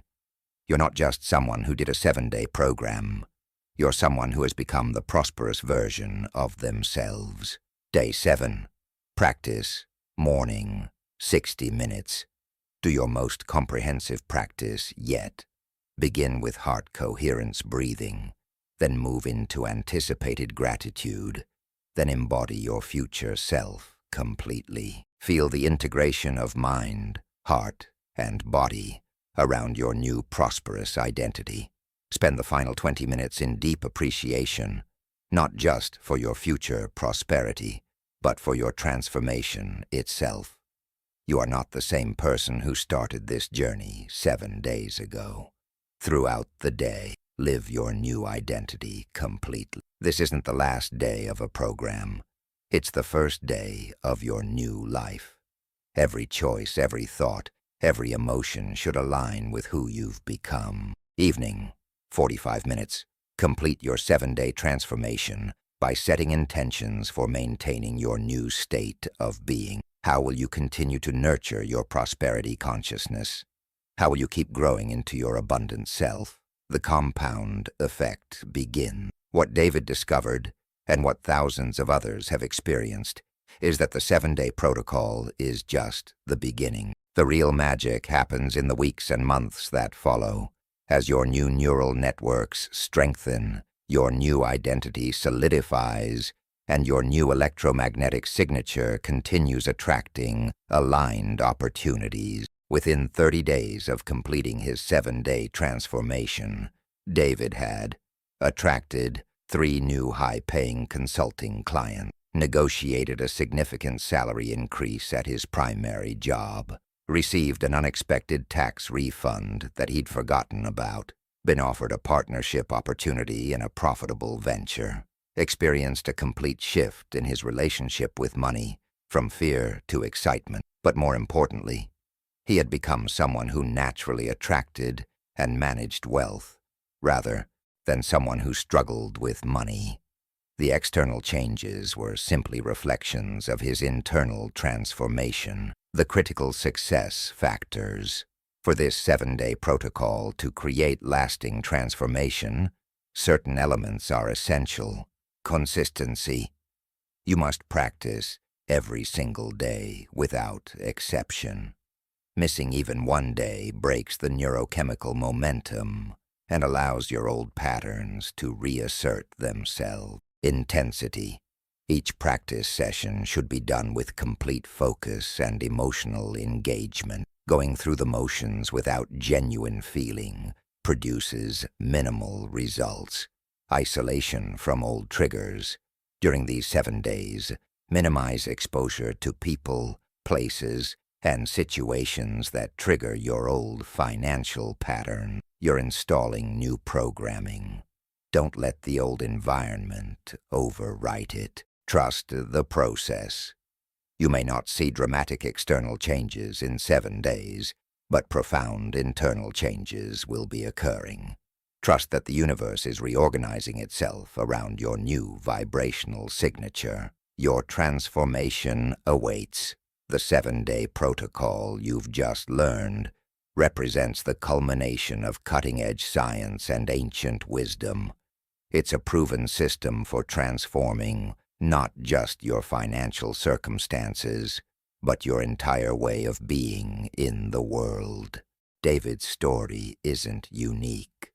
It's available to anyone willing to commit 7 days to becoming the person they're meant to be. The only question is, are you ready to step into your prosperous future? Your old identity will try to convince you that 7 days isn't enough, that change is harder than this, that you should wait for better circumstances or more time. But these are just the old programs trying to maintain their existence. The truth is, in 7 days, you can install new neural networks, recondition your autonomic nervous system, activate new genetic expressions, and align your electromagnetic field with abundance. You can become someone who naturally attracts prosperity, rather than someone who struggles with lack. The protocol is simple, but it's not easy. It requires dedication, consistency, and the willingness to feel uncomfortable as you break free from familiar patterns. But the reward, becoming the prosperous version of yourself, is worth every moment of effort. Your transformation begins now. Your abundant future is waiting. The only question is, when will you start your 7 days? Chapter 8. Sustaining the new reality, maintaining your frequency. What if I told you that the hardest part of transformation isn't changing? It's staying changed. What if the real challenge begins after your 7-day protocol, when the excitement of transformation fades and the old world tries to pull you back into familiar pattern? Most people can create momentary breakthroughs. They can have profound experiences, shift their energy temporarily, and even manifest some initial changes. But sustaining these new states of being, that's where the true mastery lies. That's where ordinary people become extraordinary, where temporary changes become permanent transformation. The truth is, your old identity doesn't simply disappear after 7 days. It fights back. It recruits your environment, your relationships, and even your own mind to convince you that the change was temporary, that real transformation takes years, that you should return to being realistic about your limitations. Meet Lassa Thompson, a marketing director who completed her 7-day transformation protocol with remarkable results. During those 7 days, she'd experienced profound shifts in her relationship with money, attracted 2 new opportunities, and felt more confident and abundant than ever before. But on day 8, something unexpected happened. I woke up feeling like my old self again. Lisa told me during our follow-up session. All the doubt and fear about money came rushing back. I started questioning whether the whole thing had been real or just some kind of temporary high. It felt like I'd lost everything I'd gained. Lisa was experiencing what I call the 8th day syndrome, the moment when your old environment, old relationships, and old neural patterns conspire to pull you back to your familiar state of being. It's the critical test that determines whether your transformation becomes permanent or fades into just another temporary experience. The physics of staying changed. To understand why sustaining transformation is so challenging, we need to understand what happens in your nervous system after you create change. During your 7-day protocol, you literally rewired your brain, created new neural networks, and began expressing different genes. But these new patterns are still fragile, like a path through a forest that's been walked only a few times. Your old neural patterns, by contrast, are like superhighways, well-established routes that your brain defaults to automatically.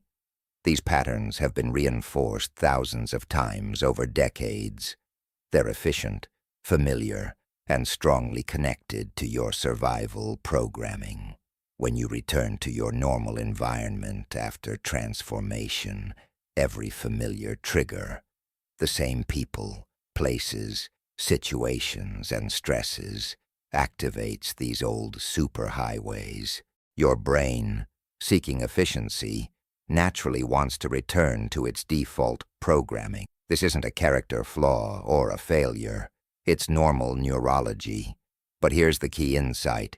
If you can maintain your new state consistently for approximately 60 to 90 days, those fragile new neural pathways become established highways themselves. The new patterns become as automatic as the old ones, and sustaining your transformation becomes effortless rather than exhausting. The 4 pillars of sustained transformation. Through working with thousands of people who've successfully maintained their transformations over years, I've identified 4 essential pillars that determine long-term success. Pillar 1, environmental design. Your environment is constantly programming your unconscious mind. If you return to exactly the same environment that created your old identity, those environmental cues will trigger your old patterns automatically. You don't need to change everything, but you do need to modify key elements that remind your nervous system who you used to be. Pillar 2, daily reinforcement practice. Transformation isn't a one-time event. It's a daily practice. You must have a consistent way of reinforcing your new identity, reconnecting with your elevated emotions, and strengthening your new neural networks every single day. Pillar 3, community support. Humans are social creatures, and we tend to mirror the consciousness of the people around us. If you're surrounded by people operating at your old level of consciousness, it becomes much harder to maintain your elevated state. You need community support from people who recognize and reflect your new identity. Pillar 4, continuous evolution. Your new identity isn't a fixed destination. It's a platform for continuous growth. Once you've mastered maintaining your current transformation, you must continue evolving to higher levels of consciousness and capability. Stagnation leads to regression. Lisa learned to apply all 4 pillars, and within 90 days, her transformation had become her new normal. But let's explore each pillar in detail so you can apply them to your own journey. Pillar 1, environmental design. Your environment includes everything from your physical space to the media you consume, from the conversations you have to the places you spend time. Every element is either supporting your new identity or reinforcing your old one. Physical space modifications.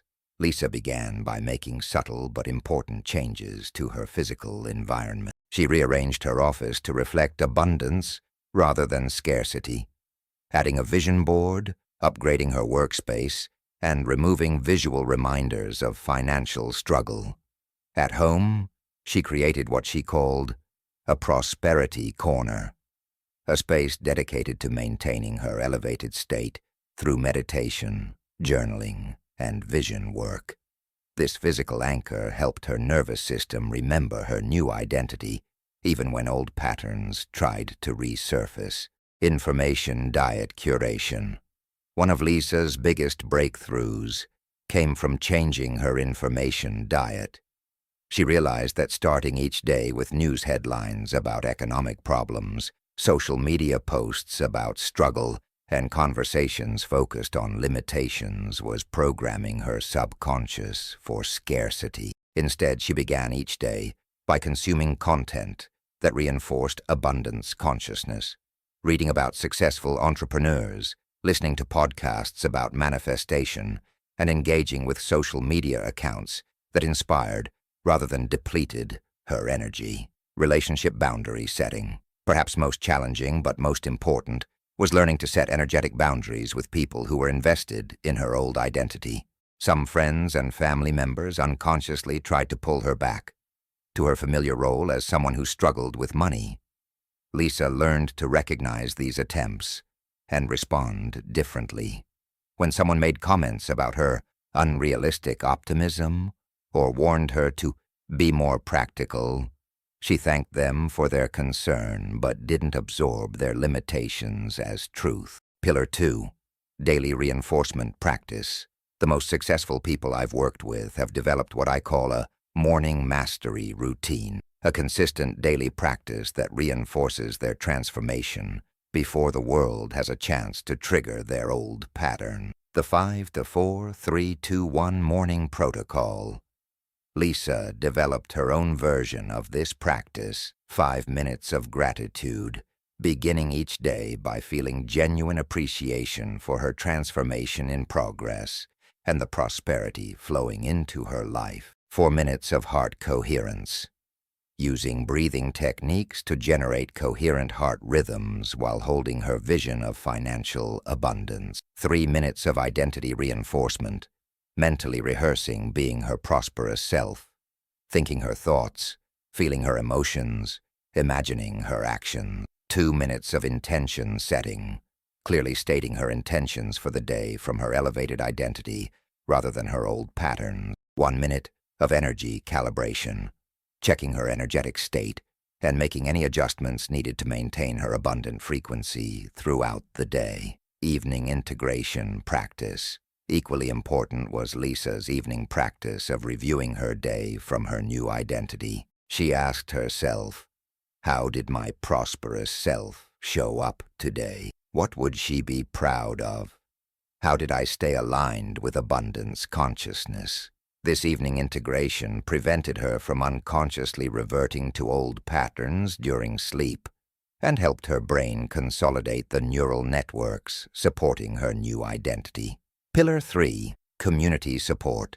One of the most overlooked aspects of sustained transformation is the profound influence of social environment. Mirror neurons in your brain automatically mimic the consciousness of people around you.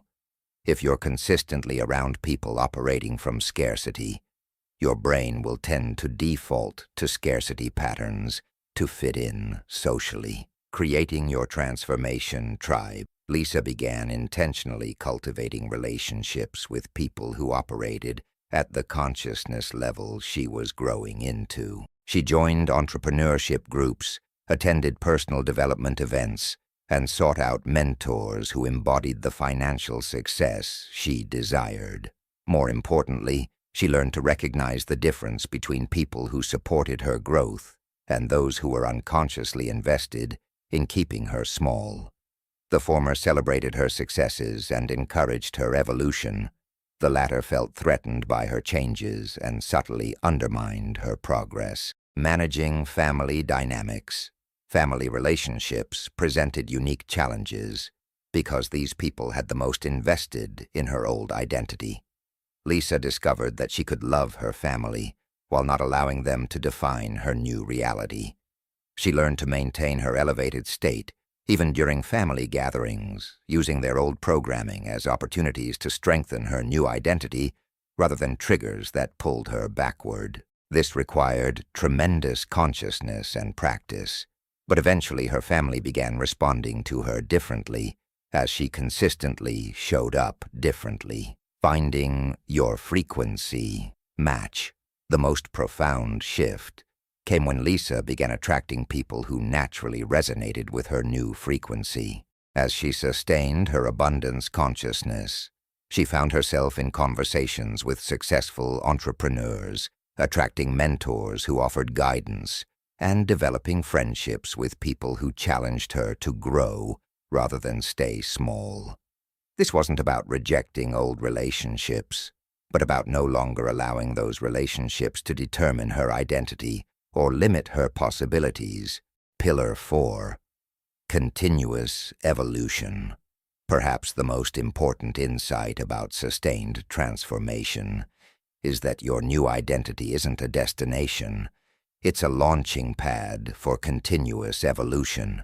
The moment you stop growing, you start regressing. The moment you think you've arrived, you begin the journey backward. The growth imperative. Lisa discovered that maintaining her initial transformation required her to keep setting bigger visions, taking on greater challenges, and evolving into expanded versions of herself. Her prosperity consciousness wasn't something she achieved once and then maintained passively. It was something she had to actively nurture and expand. Every few months, she would reassess her vision, upgrade her goals, and challenge herself to embody even higher levels of abundance consciousness. This continuous evolution kept her neural networks flexible and prevented them from calcifying into new limitations. Becoming a leader of transformation. The ultimate test of sustained transformation is your ability to help others transform. As Lisa mastered maintaining her own abundant state, she began mentoring others in their transformation journeys. This service deepened her own transformation while creating accountability for maintaining her elevated consciousness. Teaching others what she'd learned forced her to articulate her transformation process clearly, which strengthened her own neural networks. Seeing others succeed, using her guidance, provided ongoing evidence that her transformation was real and sustainable. The resistance cycles. Even with all 4 pillars in place, sustaining transformation isn't linear. Lisa experienced what I call resistance cycles, periods when her old identity would mount particularly strong comeback attempts. Understanding these cycles helped her navigate them without losing momentum. The 30-day challenge. Around day 30, Lisa experienced her first major resistance cycle. Her old patterns seemed to return with a vengeance. Doubt flooded her mind, and she questioned whether her transformation had been real. This is completely normal. Your old identity makes one last powerful attempt to reassert control. Lisa had been prepared for this and didn't interpret it as failure. Instead, she intensified her daily practices, leaned more heavily on her support community, and reminded herself that resistance was actually evidence of the old patterns losing their grip. The 90-day graduation. Around day 90, something remarkable happened. Lisa woke up one morning and realized that her abundant consciousness felt more natural than her old scarcity pattern. The new neural pathways had become stronger than the old ones. Maintaining her transformation no longer required constant effort. It had become her default state. It was like crossing an invisible threshold. She reflected, I wasn't trying to be abundant anymore. I just was abundant. The old fears and limitations felt foreign to me, like a costume I used to wear but couldn't even remember why. The mastery phase. After successfully sustaining her transformation for a full year, Lisa entered what I call the mastery phase. the point where maintaining transformation becomes effortless and helping others transform becomes natural. In the mastery phase, you're no longer working to maintain your new identity. You're working from your new identity. The thoughts, emotions, and behaviors that once required conscious effort become automatic. Your nervous system has fully adapted to your new frequency. But perhaps most remarkably, you become what I call a coherence generator, someone whose elevated consciousness naturally lifts the frequency of everyone around them. People are drawn to your energy because it reminds them of their own potential for transformation. Lisa's business tripled during her first year of sustained transformation. She attracted high-level clients, formed profitable partnerships, and developed multiple income streams. But more importantly, she became someone who inspired transformation in others simply by being herself. Your sustainability plan. As you prepare to maintain your own transformation, remember that sustaining change is a skill that can be developed. The people who succeed long-term aren't necessarily those who have the most dramatic initial breakthroughs. They're those who develop the most effective sustainability practices. Start by honestly assessing your environment. What elements support your new identity, and what elements trigger your old pattern? Make strategic modifications that reinforce your transformation without requiring you to change everything at once. Develop a daily practice that keeps you connected to your elevated state. This doesn't need to be lengthy or complicated, but it must be consistent. Your new neural networks need daily reinforcement to remain strong. Intentionally cultivate relationships with people who operate at the consciousness level you're growing into. This might mean joining new communities, attending different events, or simply spending more time with people who inspire your growth. Finally, commit to continuous evolution. Your current transformation is just the beginning. There are infinite levels of consciousness, abundance, and contribution available to you. The key is to never stop growing. The ripple effect, what Lisa discovered, and what you'll discover as you sustain your transformation, is that maintaining your elevated state isn't just about you. When you successfully sustain abundance consciousness, you become living proof that transformation is possible. Your example gives others permission to believe in their own potential for change. This ripple effect extends far beyond what you can see. Every person you inspire to transform goes on to inspire others. Every life you touch with your elevated consciousness contributes to the evolution of collective human consciousness. This is why sustaining your transformation matters so much.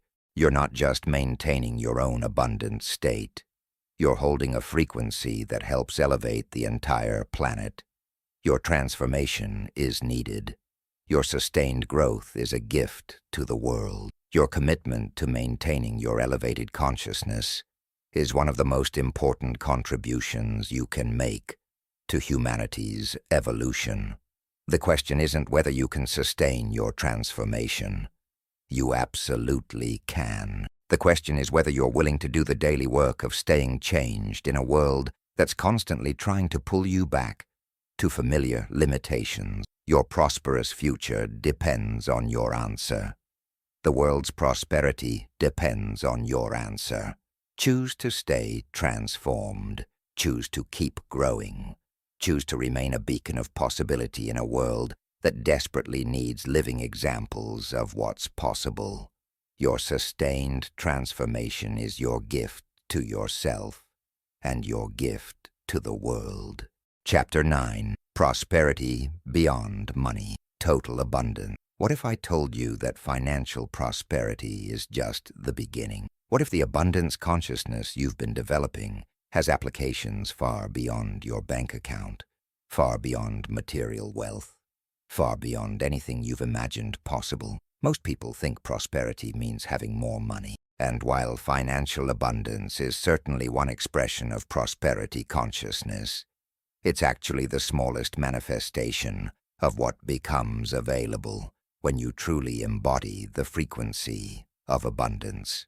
True prosperity is a state of being that affects every aspect of your existence: your health, your relationships, your creativity, your sense of purpose, your capacity for joy, your ability to contribute to the world. It's a fundamental orientation toward life that recognizes the inherent abundance of the universe and your place as a co-creator within that abundance. Meet Dr. Rachel Kumar, a psychiatrist who began her transformation journey focused solely on increasing her income. Like many people, she had been struggling financially despite her advanced education and prestigious position. But what happened during and after her prosperity work surprised even her. "I started this whole process because I wanted to make more money," Rachel told me during our final session together.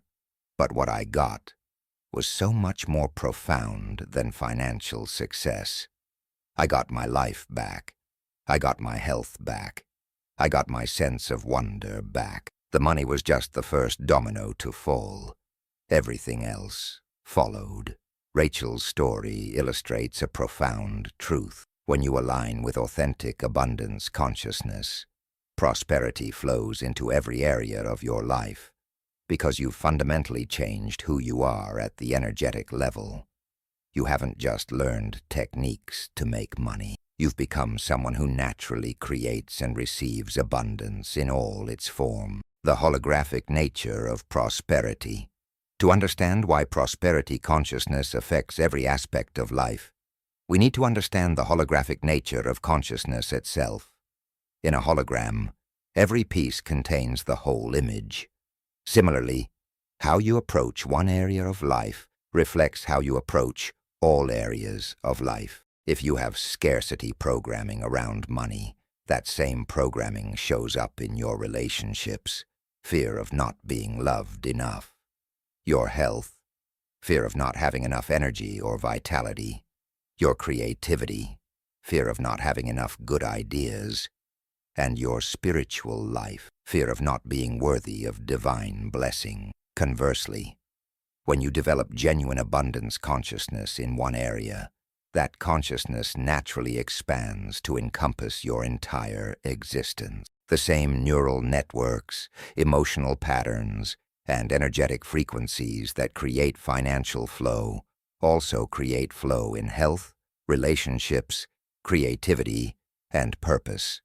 This is why many people who do serious prosperity work find themselves not only making more money, but also healing chronic health conditions, attracting soulmate relationships, discovering their life purpose, and experiencing profound spiritual awakening. They haven't been working on all these areas separately.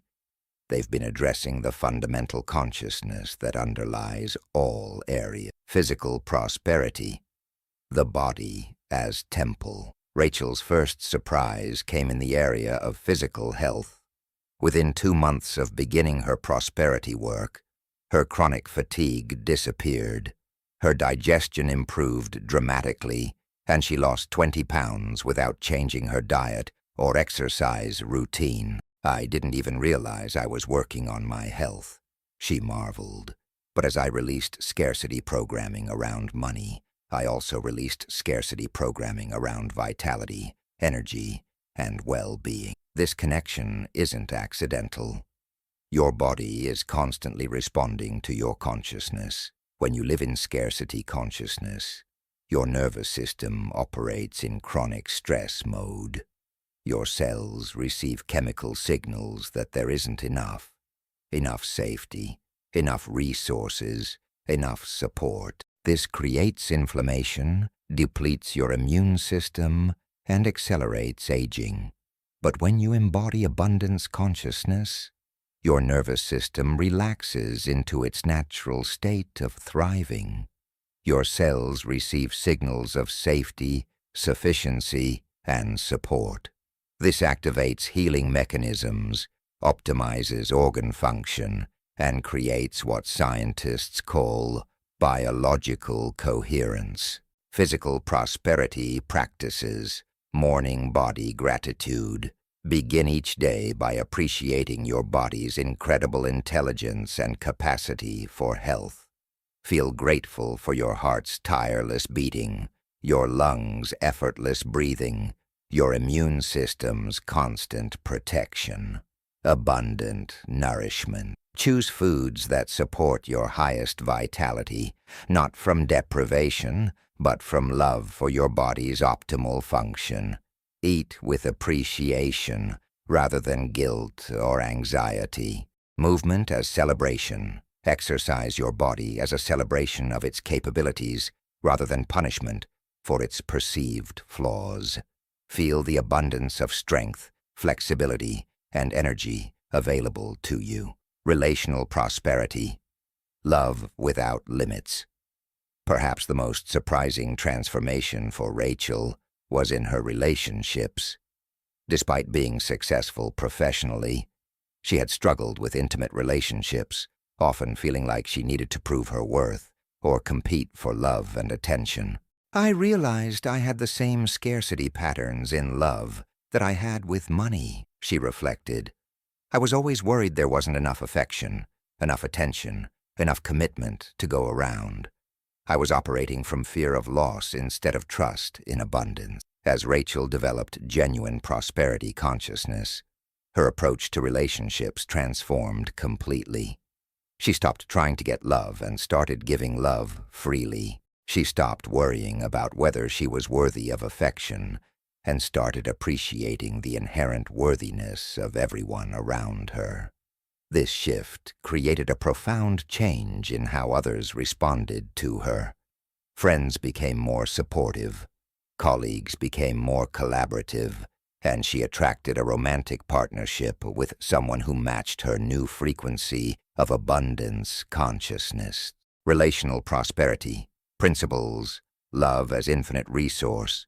Recognize that love, unlike material resources, multiplies when shared. The more you give, the more you have. The more you appreciate others, the more appreciation flows back to you. Worthiness without conditions. Release the belief that you must earn love through performance, achievement, or sacrifice.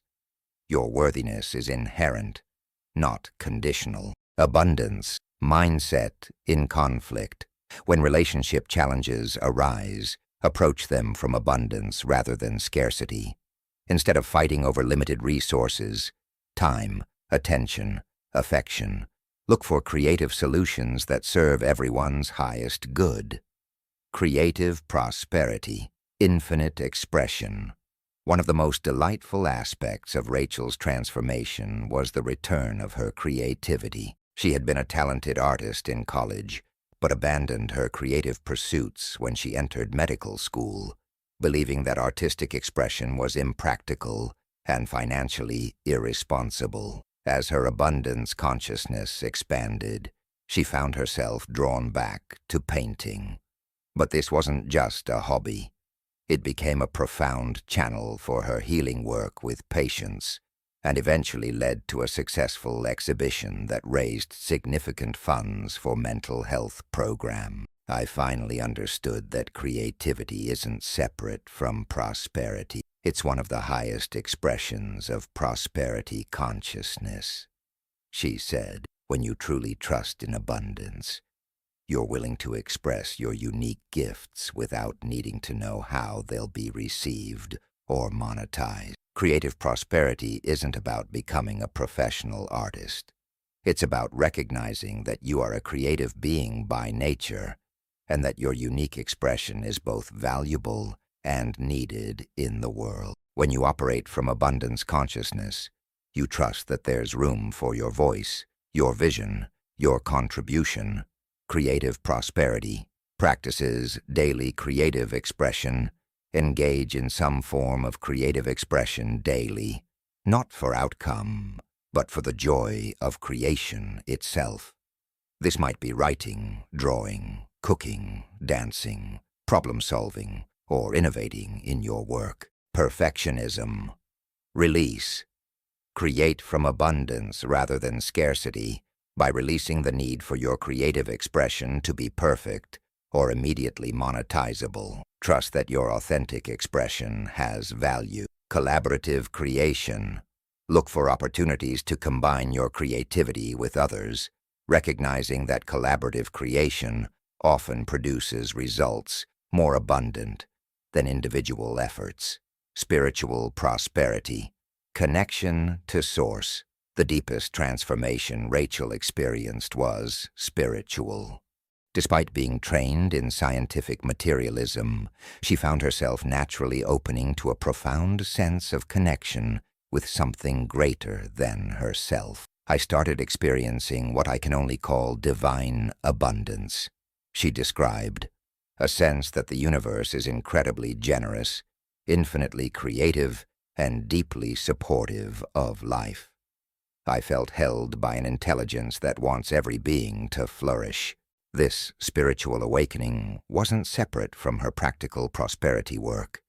It was the natural result of aligning with the fundamental abundance of creation itself. As she released limiting beliefs about money, she also released limiting beliefs about her relationship with the creative force of the universe. Spiritual prosperity doesn't require religious belief, but it does involve recognizing that you're part of something magnificent, creative, and abundant. It's the understanding that the same intelligence that creates galaxies and grows forests is also creating through you. Spiritual prosperity. Recognition, daily wonder practice. Spend time each day appreciating the incredible abundance visible in nature, the countless stars, the millions of species, the intricate beauty of a single flower. Let this natural abundance remind you of the creative abundance available in your own life. Service.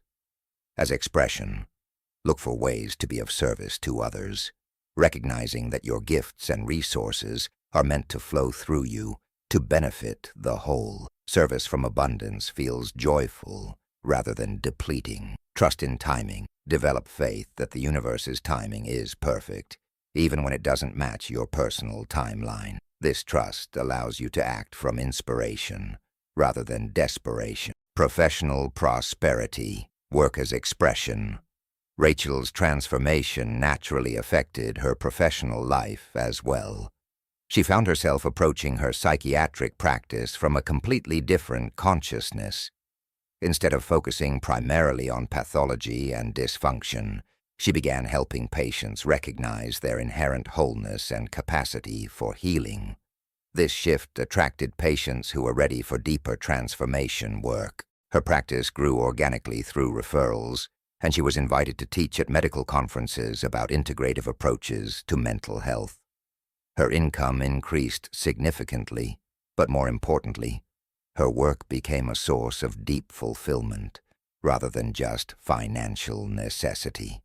I stopped seeing work as something I had to do to earn money and started seeing it as a way to express my gifts and serve others, she explained. Paradoxically, this made me much more financially successful while also making work feel like play. Professional prosperity isn't about finding the perfect job or starting the ideal business.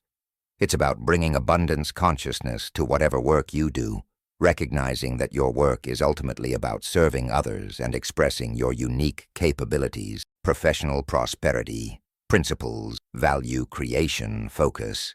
Instead of focusing primarily on what you can get from your work, salary, benefits, recognition, focus on what value you can create for others through your work. Unique gift. Recognition. Identify and develop the unique combination of talents, experiences, and perspectives that only you can offer. Trust that there's abundant demand for authentic excellence. Collaborative success. Look for ways to create win-win situations in your professional relationships. Abundance consciousness recognizes that everyone's success enhances rather than threatens your own. Environmental prosperity.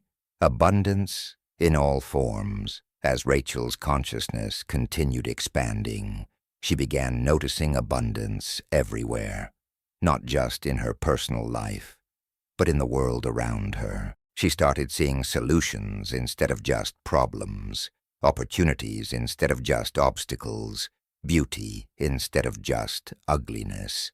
This shift in perception led her to become involved in environmental and social causes, but from a place of abundance rather than scarcity. Instead of being motivated by fear of lack or destruction, she was motivated by vision of what was possible when human creativity and caring were applied to global challenges.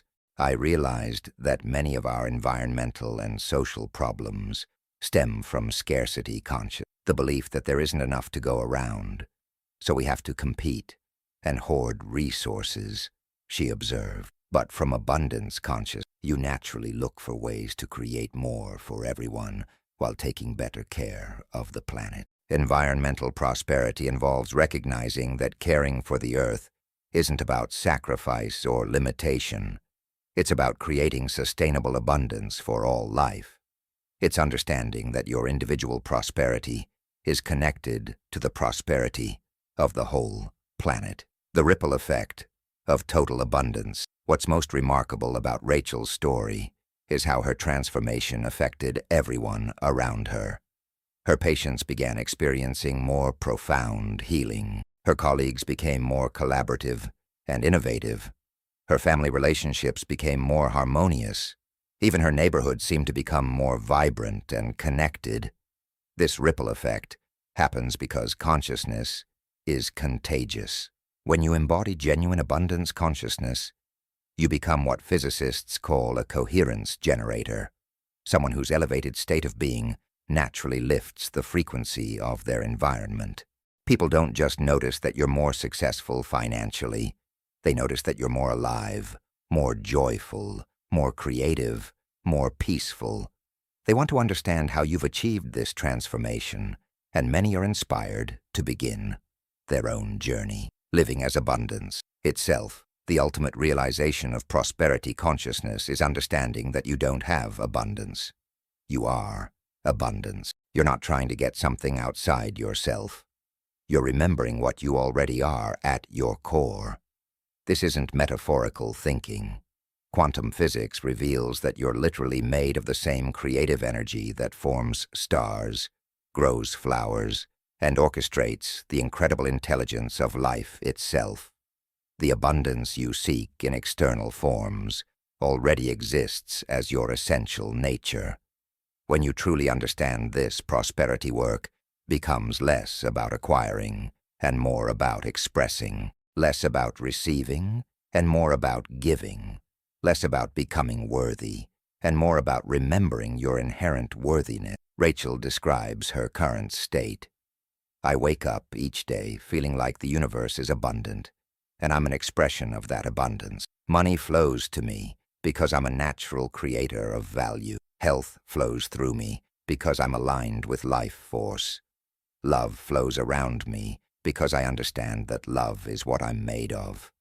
It's the most natural feeling in the world. Your invitation to total prosperity.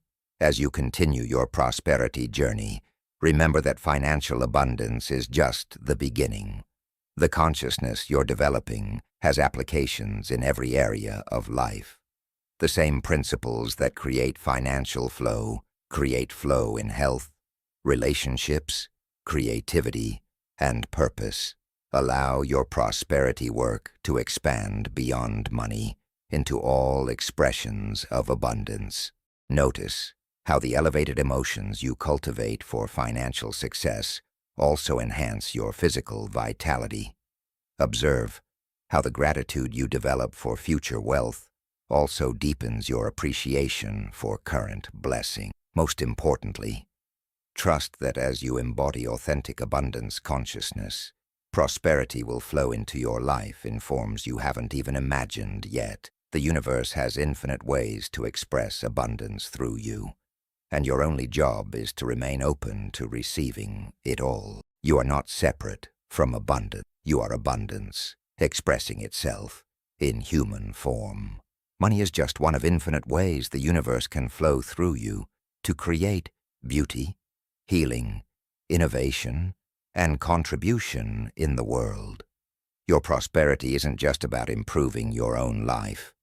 It's about becoming a conduit for the universe's infinite creativity and generosity. It's about demonstrating what becomes possible when a human being remembers their true nature as an expression of divine abundance. The world needs your prosperity. It needs your unique expression of abundance consciousness. It needs you to become the living example of what's possible when someone aligns with the infinite creativity and generosity of existence itself. Your total prosperity journey begins now. Chapter 10. Becoming a magnet for opportunities. Your new self. What if I told you that after completing this journey, after reprogramming your beliefs, elevating your vibration, practicing anticipated gratitude, taking inspired action, and sustaining your transformation, you would become someone completely different? Not just someone who knows more about prosperity, but someone who is prosperity itself. What if I told you that you would develop what seems like supernatural abilities to recognize opportunities that others miss, to attract the right people at exactly the right time, to find solutions where others see only problems, that you would become what ancient texts called favored by fortune, and what modern science explains as quantum entangled with possibility. This isn't metaphorical language. This is the literal truth about what happens when a human being fully embodies abundance consciousness. You become what I call a magnet for opportunities. Someone whose very presence in any situation elevates the possibilities available to everyone involved. Meet Michael Chen, a former mechanical engineer who completed his transformation 3 years ago, and whose life now reads like a case study in impossible synchronicities and seemingly miraculous manifestations. But Michael wasn't always this way.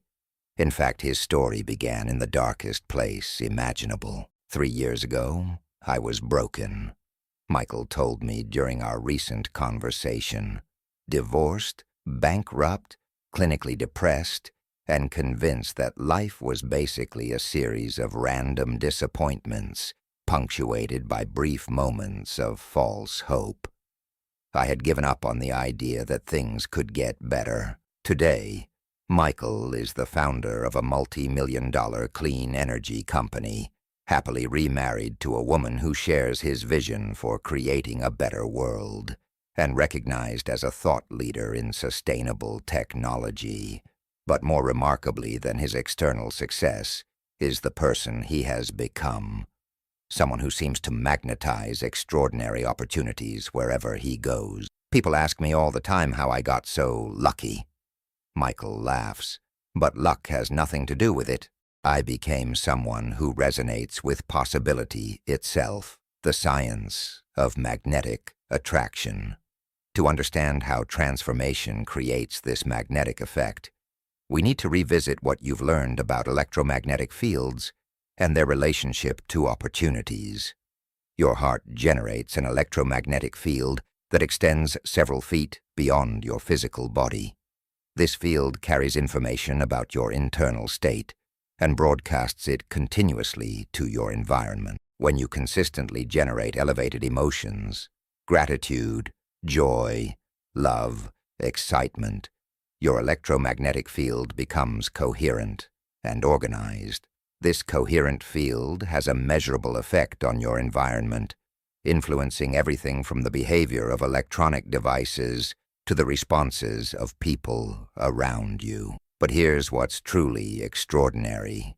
Research in quantum physics suggests that consciousness itself is a field phenomenon that can influence probability patterns at the quantum level. When your consciousness is coherent and aligned with positive outcome, you literally increase the probability of positive synchronicities manifesting in your experience. This isn't wishful thinking.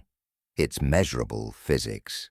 Studies conducted with random event generators show that human consciousness can influence the probability of random outcome. When groups of people focus their attention with coherent intention, they can statistically alter the behavior of supposedly random systems. Now imagine what happens when a single person develops the ability to maintain coherent, elevated consciousness consistently.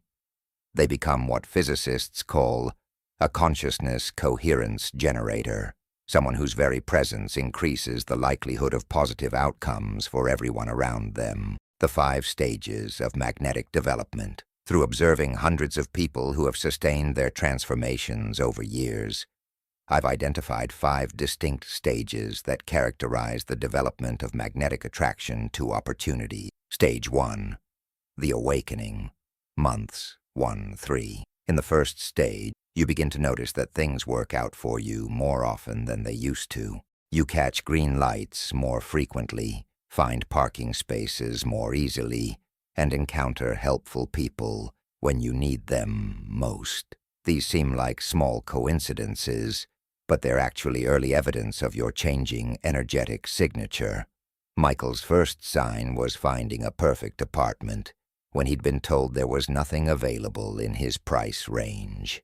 I was walking down a street I never walked down, for no reason I could explain, when I saw a "for rent" sign that had literally just been put up, he recalled. The landlord was standing right there, and something about my energy must have impressed him, because he rented it to me on the spot, despite my terrible credit. Stage 2. The recognition. Months 4-8. In the second stage, you begin to consciously recognize the connection between your internal state and the opportunities that appear. You notice that when you're feeling grateful and excited, unexpected possibilities present themselves.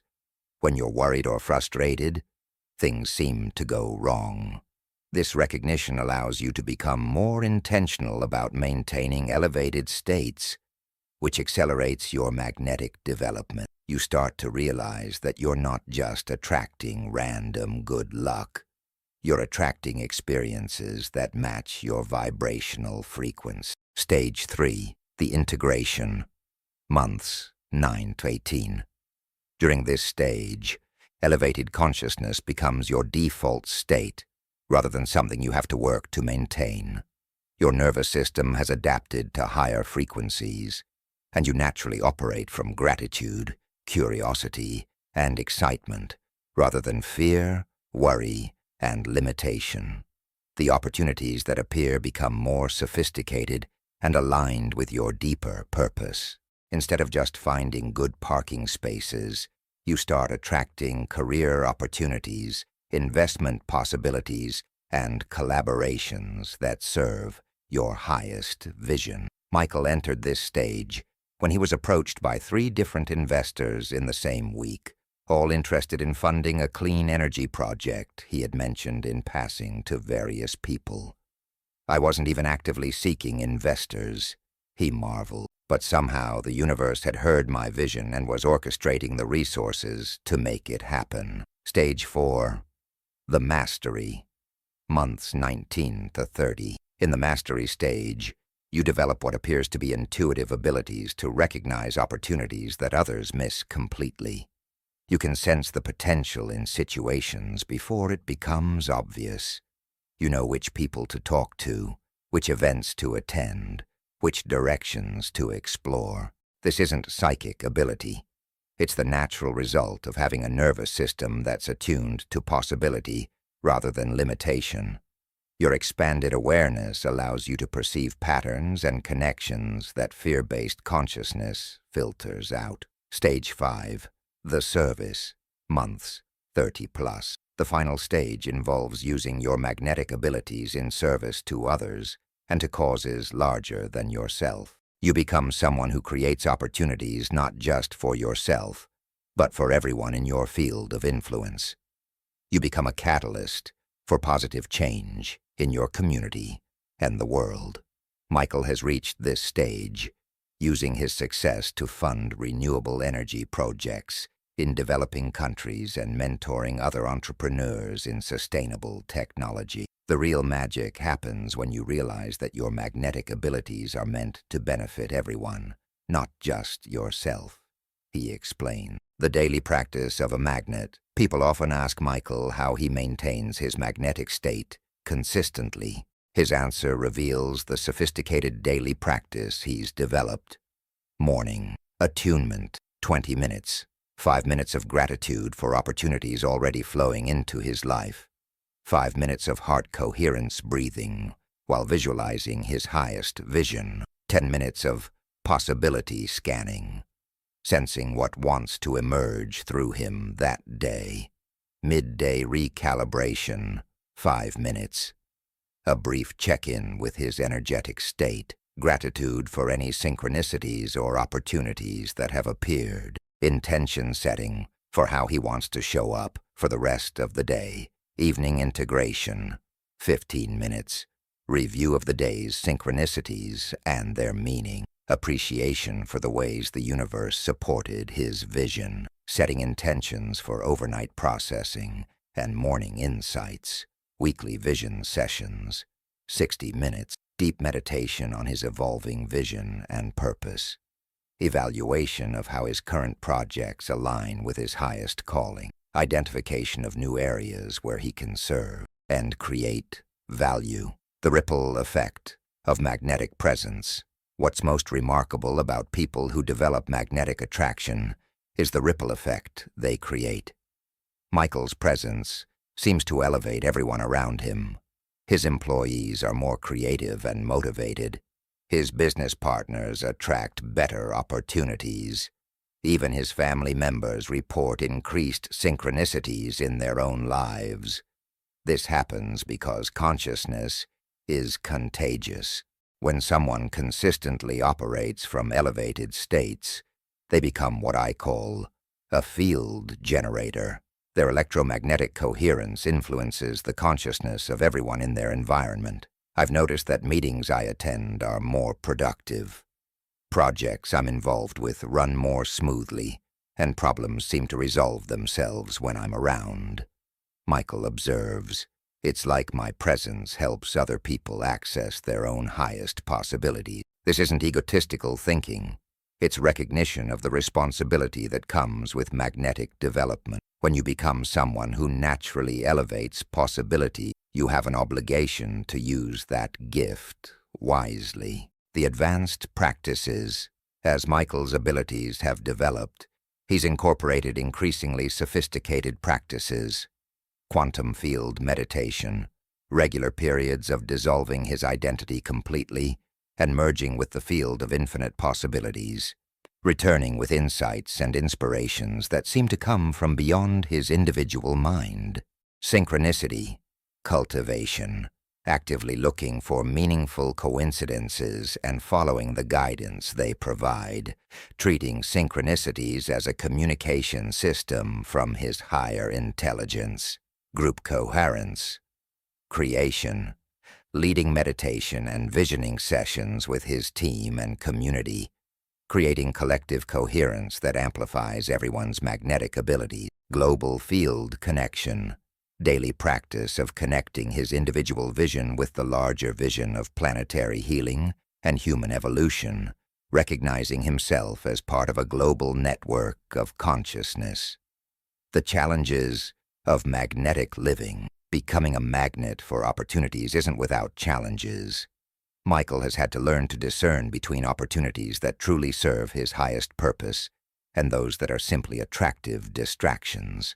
When you become magnetic, you attract everything, including things that aren't aligned with your deepest calling, he explained. Learning to say no to good opportunities so you can say yes to great ones becomes a crucial skill. He's also had to navigate the skepticism and sometimes envy of people who don't understand how he consistently attracts such extraordinary opportunities.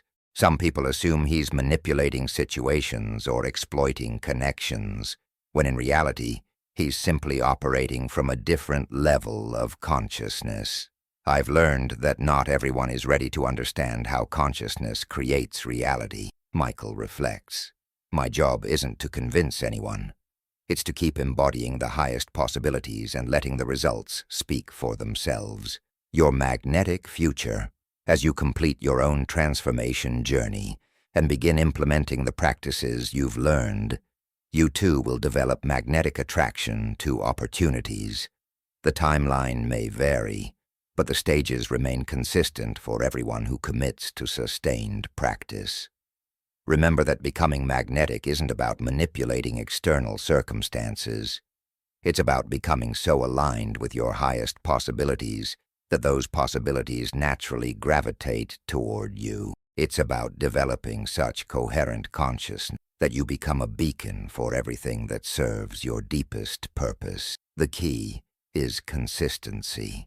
Every day that you choose elevated emotions over limited ones, every day that you practice gratitude for your expanding possibilities, every day that you align your actions with your highest vision, you strengthen your magnetic field. Most important, remember that your magnetic development serves something larger than your individual success. As you become someone who naturally attracts and creates opportunities, you become an agent of positive evolution on the planet. The new you. Take a moment to imagine who you will be 6 months from now, 1 year from now, 3 years from now, as you continue developing your magnetic abilities.